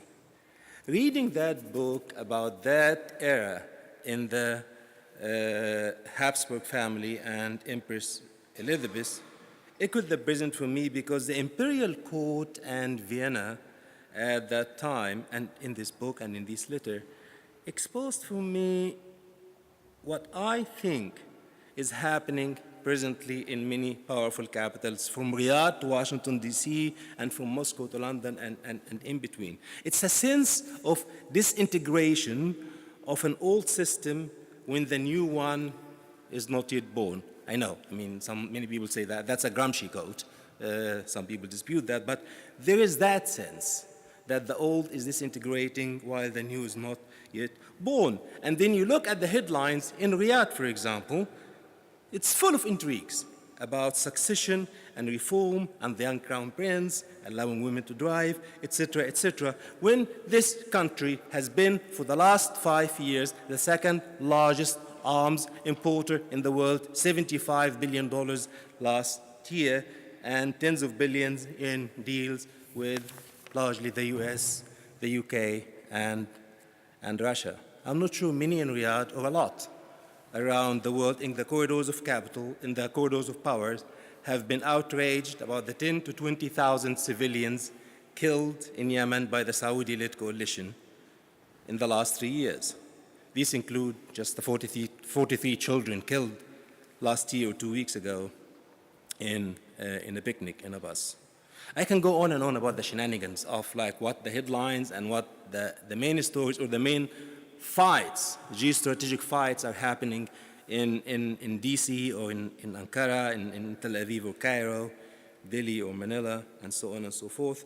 But I promised you to have a shorter speech, and I am not as interested in the sensationalism of talking about Stormy Daniels and Michael Cohen and Erdogan's son-in-law and all these shenanigans that are happening, which for me cover up a true malaise in the political systems in these major influential capital and in the global governance system of which humanitarian aid is part. Because meanwhile, while all of that is happening, and maybe because of it, and over the past few years, millions of people have been killed or maimed or forced to flee their homes because of horrific conflicts. And since 2012, the number of civilians, 2012 to 2017, the number of civilians suffering because of conflicts, and many in a very atrocious manner, has dramatically increased.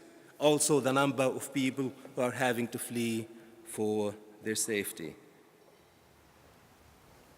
Now, this is happening while the global governance system, as many speakers already mentioned, that we know some people are trying to fix it, but it's really disintegrating. And I'm talking about the system that came after Evian and after the Second World War, a system that people celebrated its final victory for a few years in the late 80s and early 90s when we had the end of history paradigm in town after the fall of the Berlin Wall. And this end lasted at least for the civilians in conflict for maybe only 3 to 4 years before we started wading in blood in Somalia, in Bosnia and Rwanda, and then headed to the first of recurrent global economic crises in 1998. And then, of course, 9/11 hit, and since that, the spectacular act of terror, we have been subjected to the endless war in the globe.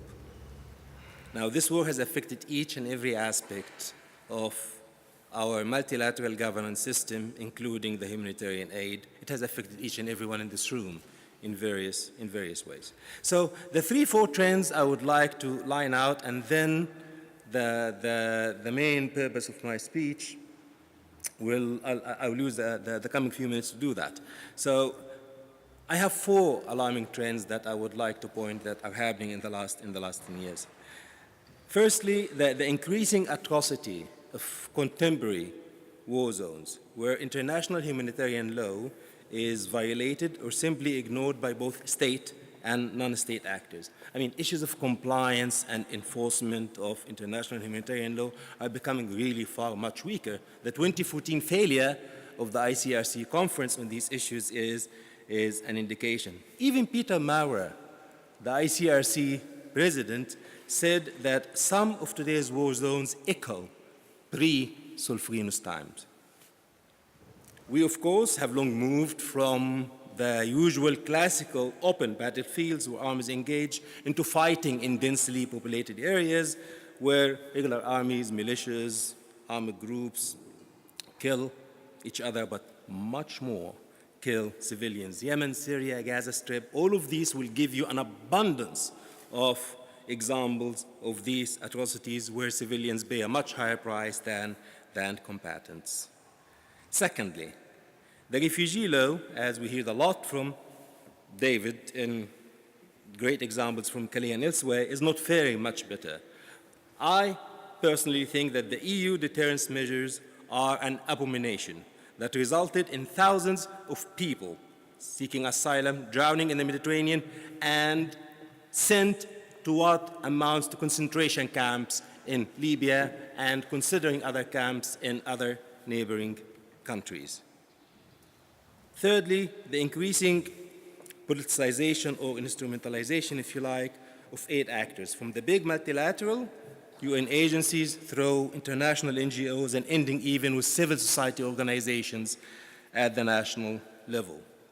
Examples, a couple of weeks ago, the two leaders of the war in Yemen, Saudi Arabia and the United Arab Emirates, gave $1 billion, $930 million, to the humanitarian operation in Yemen. These are the two countries who are blocking Hodeidah port and the access to humanitarian supplies to the country. And I already hear insider stories from former colleagues in the UN about joking for position for a portion of that aid, of that money, which is further undermining the integrity and independence of aid providers in Yemen. And you can hear that from Yemenis all the time.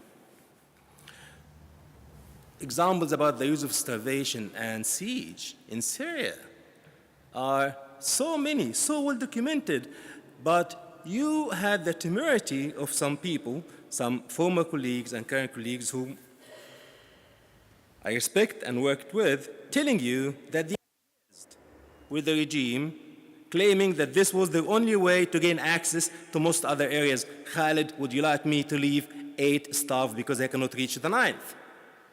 And that's what you hear from some of them. And now, here in Europe, but also in the US, the criminalization of both asylum seekers and those who help them. This is all, these 3 trends are disturbing for me, but really the most disturbing one is what I call the crisis of empathy. And this is much worse than what we used to call the compassion fatigue. There is, as you may agree, an unprecedented rise in populism and national chauvinism around the world. And this means that rights, legal rights or otherwise, other forms of rights, are increasingly limited to citizens, and then not even all of them. So with societies from the US to India, we see not a re-emergence, but an entrenchment of political forces that simply believe and advocate that all humans were not equal, and that not all cultures can peacefully coexist. We don't have to go far. A minister who doesn't live far from here, a European official, a senior one, has said just that a couple of weeks ago. All these developments indicate cracks in our assumed common humanity, which is the bedrock, which is the basis of our ability to empathize and identify with the other, and then act upon our empathy, be that in legal frameworks, be that in practices, policies, funding, etc., etc. So in all these 4 trends, there is a glaring absence, as other speakers said, of political will at the state and interstate level. And also the cosmopolitan values that are at the root of much of the humanitarian and human rights movements seem to be in retreat, to be mild. This absence of political will was very evident, as I referred to the ICRC failure for new measures of compliance and enforcement, but also we had the other 2 examples in the following 2 years about the World Humanitarian Summit and the Migration and Refugee Summit in 2015 and 2016. Not that I'm a Marxist, but to quote another Marxist, who was luckier than Gramsci. So what is to be done? We are all aware, and in this room there are many of these brains, we are all aware of a large body of literature and policy studies that deconstruct and critique the current humanitarian aid system. There are also hundreds and more of policy papers and many think tanks which have ideas to fix, reform, change, replace the existing humanitarian aid system. But what seems to be missing is a sustained popular pressure to force a change into that system. A movement, a global movement of people and organizations working together to struggle alongside those who are affected in conflicts in order to ensure their rights to protection, primarily, and then to basic necessities in their predicament.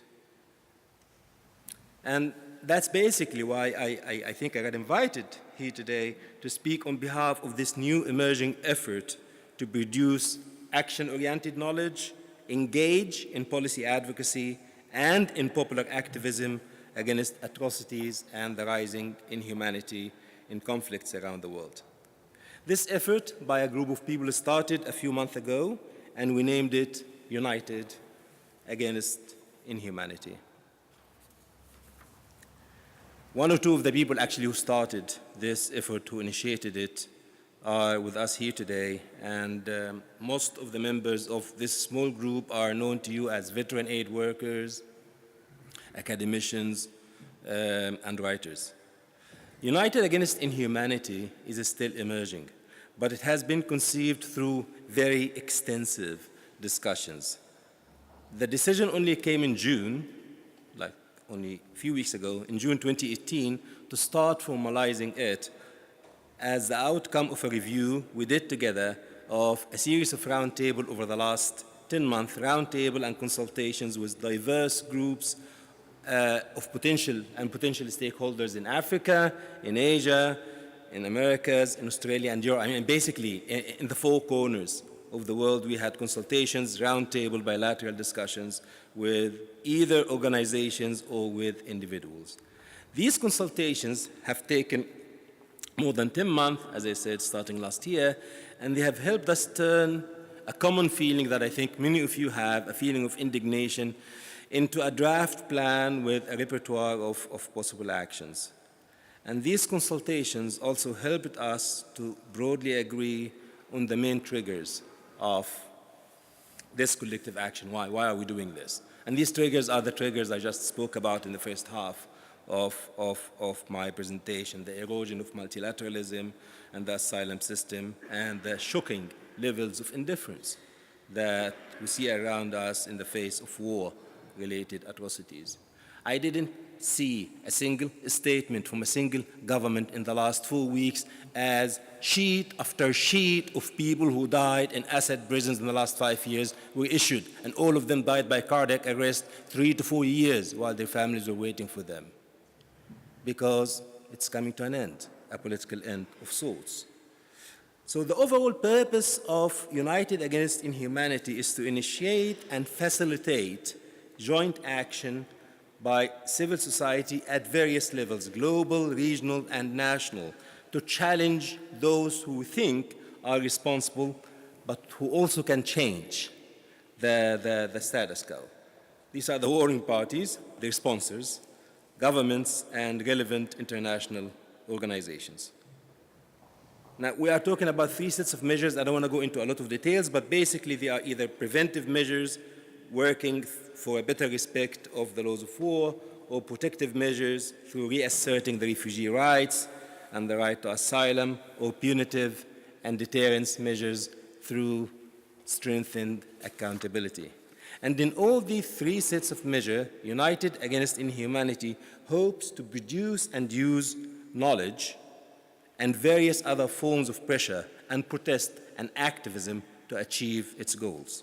And through all of these, we must also change the dominant narrative, a dominant narrative of security and geostrategic interest, a very selfish narrative, not only through data. Data is important, but building a narrative is a much more complex issue than data.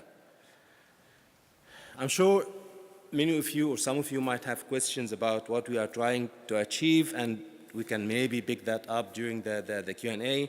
But even better than that, I invite those of you who are free after lunch to join us at a panel we have about, it's called Tackling Inhumanity, and I think it will start at 13:45, quarter to 2, in Aula B, if I pronounced that correctly. I would like to conclude this with a couple of personal remarks, as all of that was not personal. For the past 30 years, I have been a journalist, an aid worker, and a human rights defender or activist, whatever you want to call it. And I saw in many places how the need for security, how the need for justice, for revenge, dignity, domination, protection, and peace can intermingle.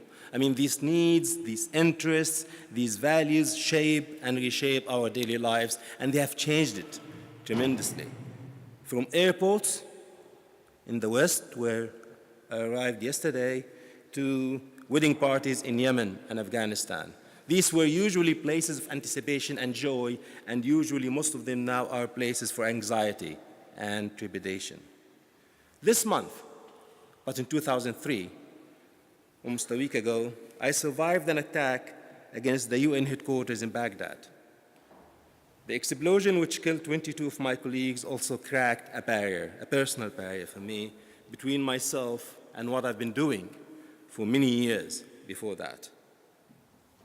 A barrier I think I unconsciously erected, like many former aid workers or current aid workers, to protect oneself from the daily misery that you have to deal with. I then stood at the brink of an abyss for a few months. I mean, I had all these memories flooding back from a flattened refugee camp in Jenin that I visited in the West Bank, or tombs of small malnourished children who died in Herat in Afghanistan, or many stories I heard from political prisoners in Egypt or Iraq or elsewhere, some of them victims of rendition, like some of those guys might be victims of the concentration camps they are thinking for or building and helping in Libya and elsewhere. Now, 15 years later, almost to that date, I think this brink no longer scares me at a personal level, despite the unfolding horrifying events everywhere in the world. I mean, like some of the people in this room who worked or lived for years in conflict areas, I do have to grapple with occasional attacks of depression or waves of sadness. But I see them as signs of our shared humanity and healthy vulnerability. I also see them as a call to action and resistance. I do that through writing, teaching, volunteering, but most important, I do that through working with others at all possible levels to defend our rights. It's not only their rights, because we are also affected in situations of conflict and otherwise, and to build and rebuild what our common humanity means. Because it doesn't mean one thing to everybody, but we need to always work on it and how we can work to protect it. And for the opportunity to expand this last and most important part of my own personal work, I'm grateful to some people, some of them in this room, to Antonio Donini, to Northern Ireland, and to Jean-Baptiste Richardier and several others, because they had initiated this ambitious global effort and invited me to join them in United Against Inhumanity. I thank them for having this big dream that has become also mine, and then thank you for listening to me. Thank you.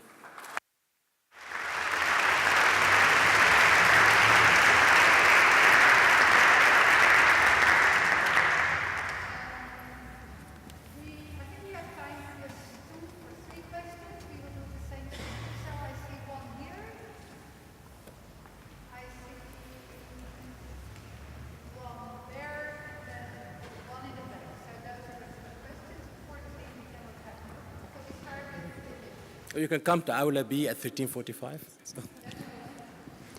Thank you for giving the valuable speeches. I'm from Bangladesh, Dhaka University professor, and I think many of you know that Bangladesh is facing disasters which is referred to as natural, but we also said that is big human-induced too. But now we are facing the challenges of Rohingya refugee people who are displaced and who are forced migrants to Bangladesh, a small country. And I'm glad that Khaled Mansour mentioned about that united against inhumanity. So there is not much discussion about it. The Myanmar government is not following the Kofi Annan Commission's suggestions, recommendations, and the small country facing new challenges like environmental challenges and conflict within with the local people. And I believe that there will be much discussions in your session that how the international humanitarian community can be united against the inhumanity against these people who are getting not enough space, but supports coming like floods. So the government has to control, but at the same time, the government would be criticized not giving enough humanitarian supports to these people. So it's a dilemma for this country. I just would like to share. Thank you.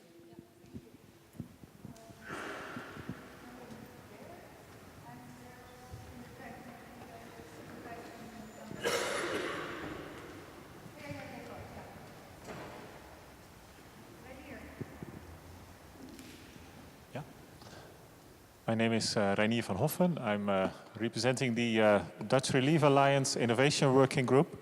We're going to have a side meeting this afternoon. You're most welcome to be present and hear what we will be innovating about. But I think the best innovation you've just introduced, Mr. Khaled, I think you have not denied your own history. Your first title that reads on the document is Mohandis, engineer. Engineering a movement is rather a different story than engineering a dam. I think the Egyptians are famous for the Aswan Dam and the irrigation systems and anything that came after that in terms of productivity. What kind of social engineering, if you like, or maybe a different kind of engineering is required to get that movement going? Because what I learned from your story is there is a lot of expression of almost anger, seeing all of the inhumanity around the world that even is encapsulated in the title, against inhumanity. And though I would really like to go along with that, I wonder whether that's the sort of force we need to tap into. So are there other sources that are possibly less tapping into anger, but more into longing, into people's ambitions for a fairer and more inclusive society that we could tap into, and that would be bringing a more positive force into this debate? And I know I sound a bit idealistic in this regard, but yeah, I'm just searching for some common ground here as to what really brings that movement that we all require beyond, a step beyond the sort of building on the anger, which is of course very widely there.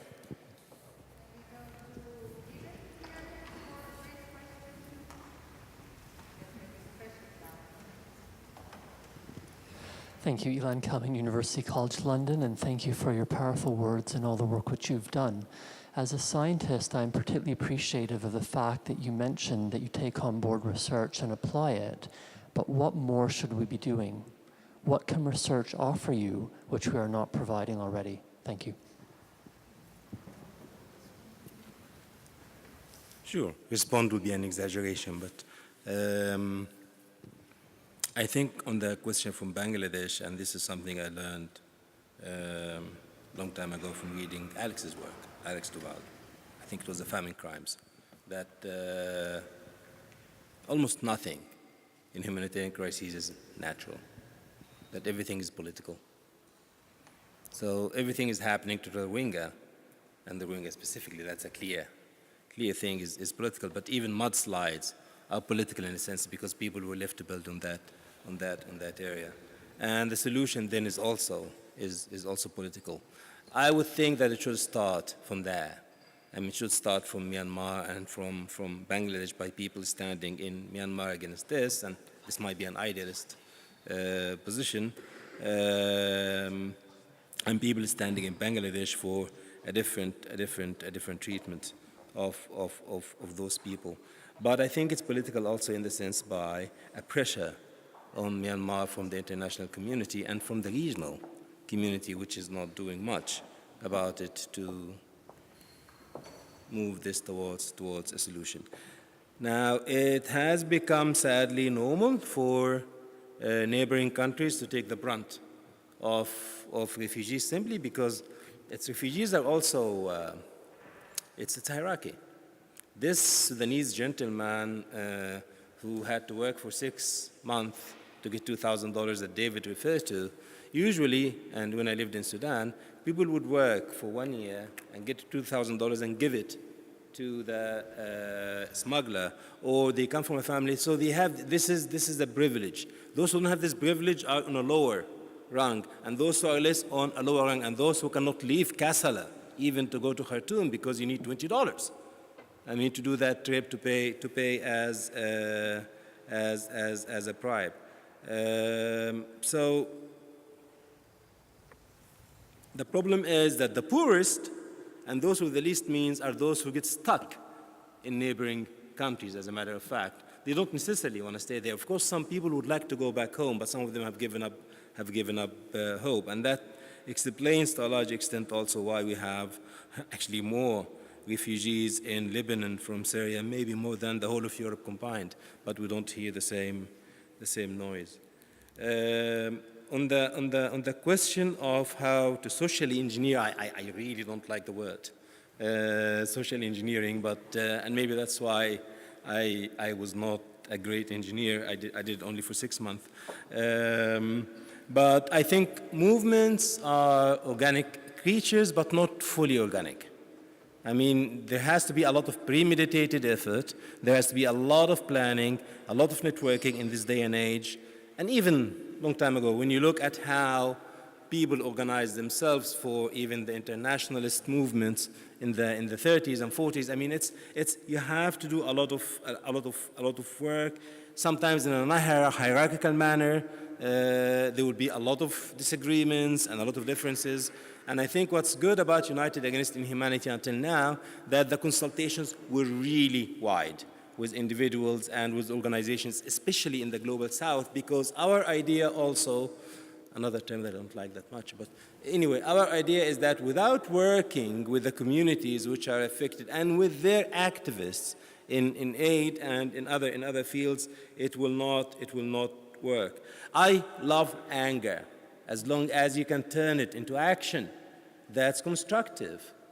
I mean, because at the end of the day, if you're not indignant about what's happening, why would you move? If you don't empathize and feel upset when you see images of people drowning in the Mediterranean, if you become inured to all these images because they come all the time, then you will not move. If you only stay angry, then also it's not constructive. But I will do like you and invite you to come and attend our panel. And I'm sure Antonio and others will have more articulate answers to your questions.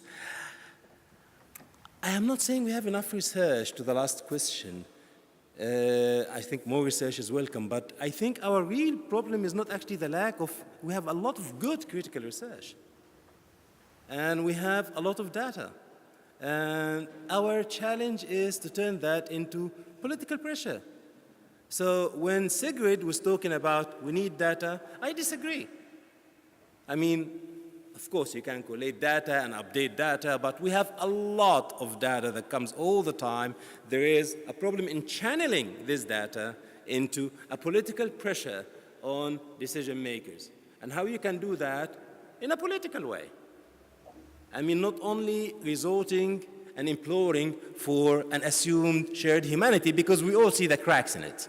So we have to exercise, and this is one of the, I think, main techniques of work that this movement should have or will have, is to exercise political pressure in an activist way on governments, on multilateral organizations, in backroom discussions, in lobbying, in advocacy, in shaming and naming and reputational risk, etc., etc., etc. But I think we have a great wealth of knowledge already about what's wrong. Thank you.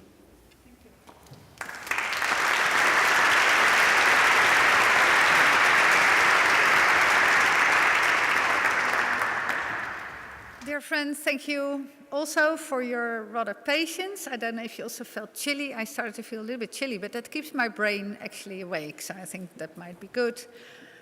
Before we end this wonderful opening session, I just wanted to mention a few things, just a few. Just to remind you that this afternoon at 5:15, we will have the launch of the Journal of Humanitarian Affairs, and that will roll into the reception of this conference. So you're all very much welcome at the IHSA, where we will move the conference towards this afternoon for our for this launch of the journal, and at the same time the drinks that we will have for the conference. I just wanted to connect a bit again to the question that Ilan asked about the role of researchers, and I really appreciated your answer, Khaled. And I think one of the streams we have in this conference is exactly about the ethics of humanitarian studies and the roles that humanitarian scholars have to play or want to play outside of strictly doing their research. So I just wanted to point to you that there are quite a number of activities that have been organized around this.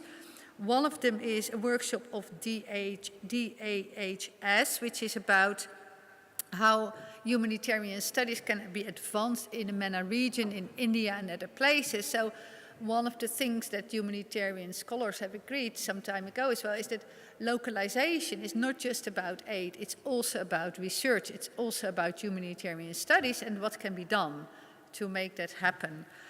There is also later on Wednesday the launch of the French version of the Security and Safety Manual for Researchers that has been produced last year, and that is being promoted as well by the International Humanitarian Studies Association, and which is not just about the safety and security of researchers, but also the ethics of doing research and the damage that may be done to the participants of your research and the people you research.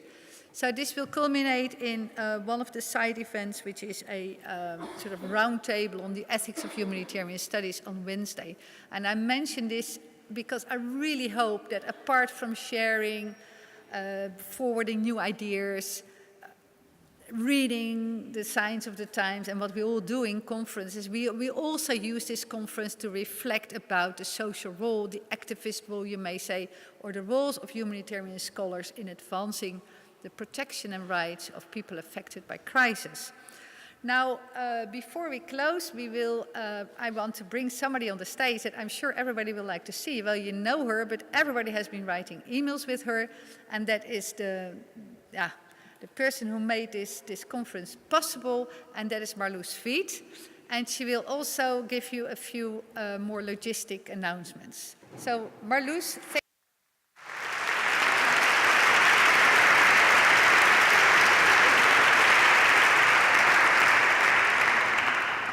Nice to finally put a face with the emails and to see a lot of returning faces this year as well. Just a few things I'll go over real quick. Feel free to take another coffee on your way out and hang out a little bit here. We'll try and clear the church out in about half an hour. In the hallway, there is lunch for everyone. Even if you're not registered, feel free to take a lunch out on your way out. What else? Oh yes, I made a very silly printing mistake in the schedule. So some of you might have already noticed there is a column missing on the second page of the schedule in your booklet. We've added the extra page in most of the bags, but we'll be handing out the pages as well. It's about room 201. In any case, use the version on the website. It's the most updated one. There's been some minor changes about panel organizer names and stuff like that too. The one on the website is the most updated version. Same for the papers. If you want to look at the papers, there is something in your pack. But again, many changes have been made the past week still. So website is the most updated about that. What else was there? You already mentioned, oh yes. So we have been selling dinner tickets on our website. If you still want to join the dinner, this is on Tuesday night on the beach in Scheveningen, which is about a 20-minute ride from here. It's going to be very lovely, and I called with the restaurant today, and we can still tell them until 1 o'clock today if you want to join and have not bought your ticket yet. You can go to the lunch area, and you can still register your name and join us on Tuesday until 1 today.